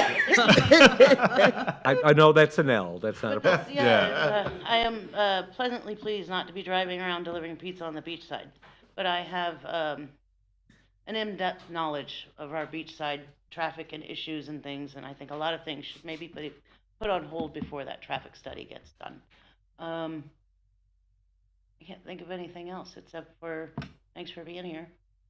Trying to be polite, trying to get my grip on how to speak to everyone, much less the commission, because I think we have put the cart before the horse on some issues. And I hope that the people will actually listen to us, or an attorney will speak up. He won't speak to me because they have a different fight. So I couldn't be more alone, but I appreciate your time. I have planning therapy every week now at 3 o'clock, if you'd like to join. You have a good day. Well, thank you so much, and That's my steak. I like the luck you, you off. too. It's not every day you can have the dinner made for you. Yeah, I take mine well done too. Yeah, I'm with you. Thank you. I'm with All you. right, staff comment, please. Yeah, I think there's been a couple emails going out for ethics training. If anybody has their ethics training that still needs to be completed, check their emails. I thought it was a 2023 ethics training, so, and I apologize, I don't know who exactly it might have been, so check your emails. And what I'll have is Vanessa send it out again. Did, man. She's back in the office on Monday, and I'll have her send it out on Monday, so. So if anybody had it outstanding, that's something you want to take care of. Other than Thanksgiving, happy Thanksgiving, everybody. Thanksgiving. And be Thank safe you. out there. Yep. Okay, board comments? Good for everybody.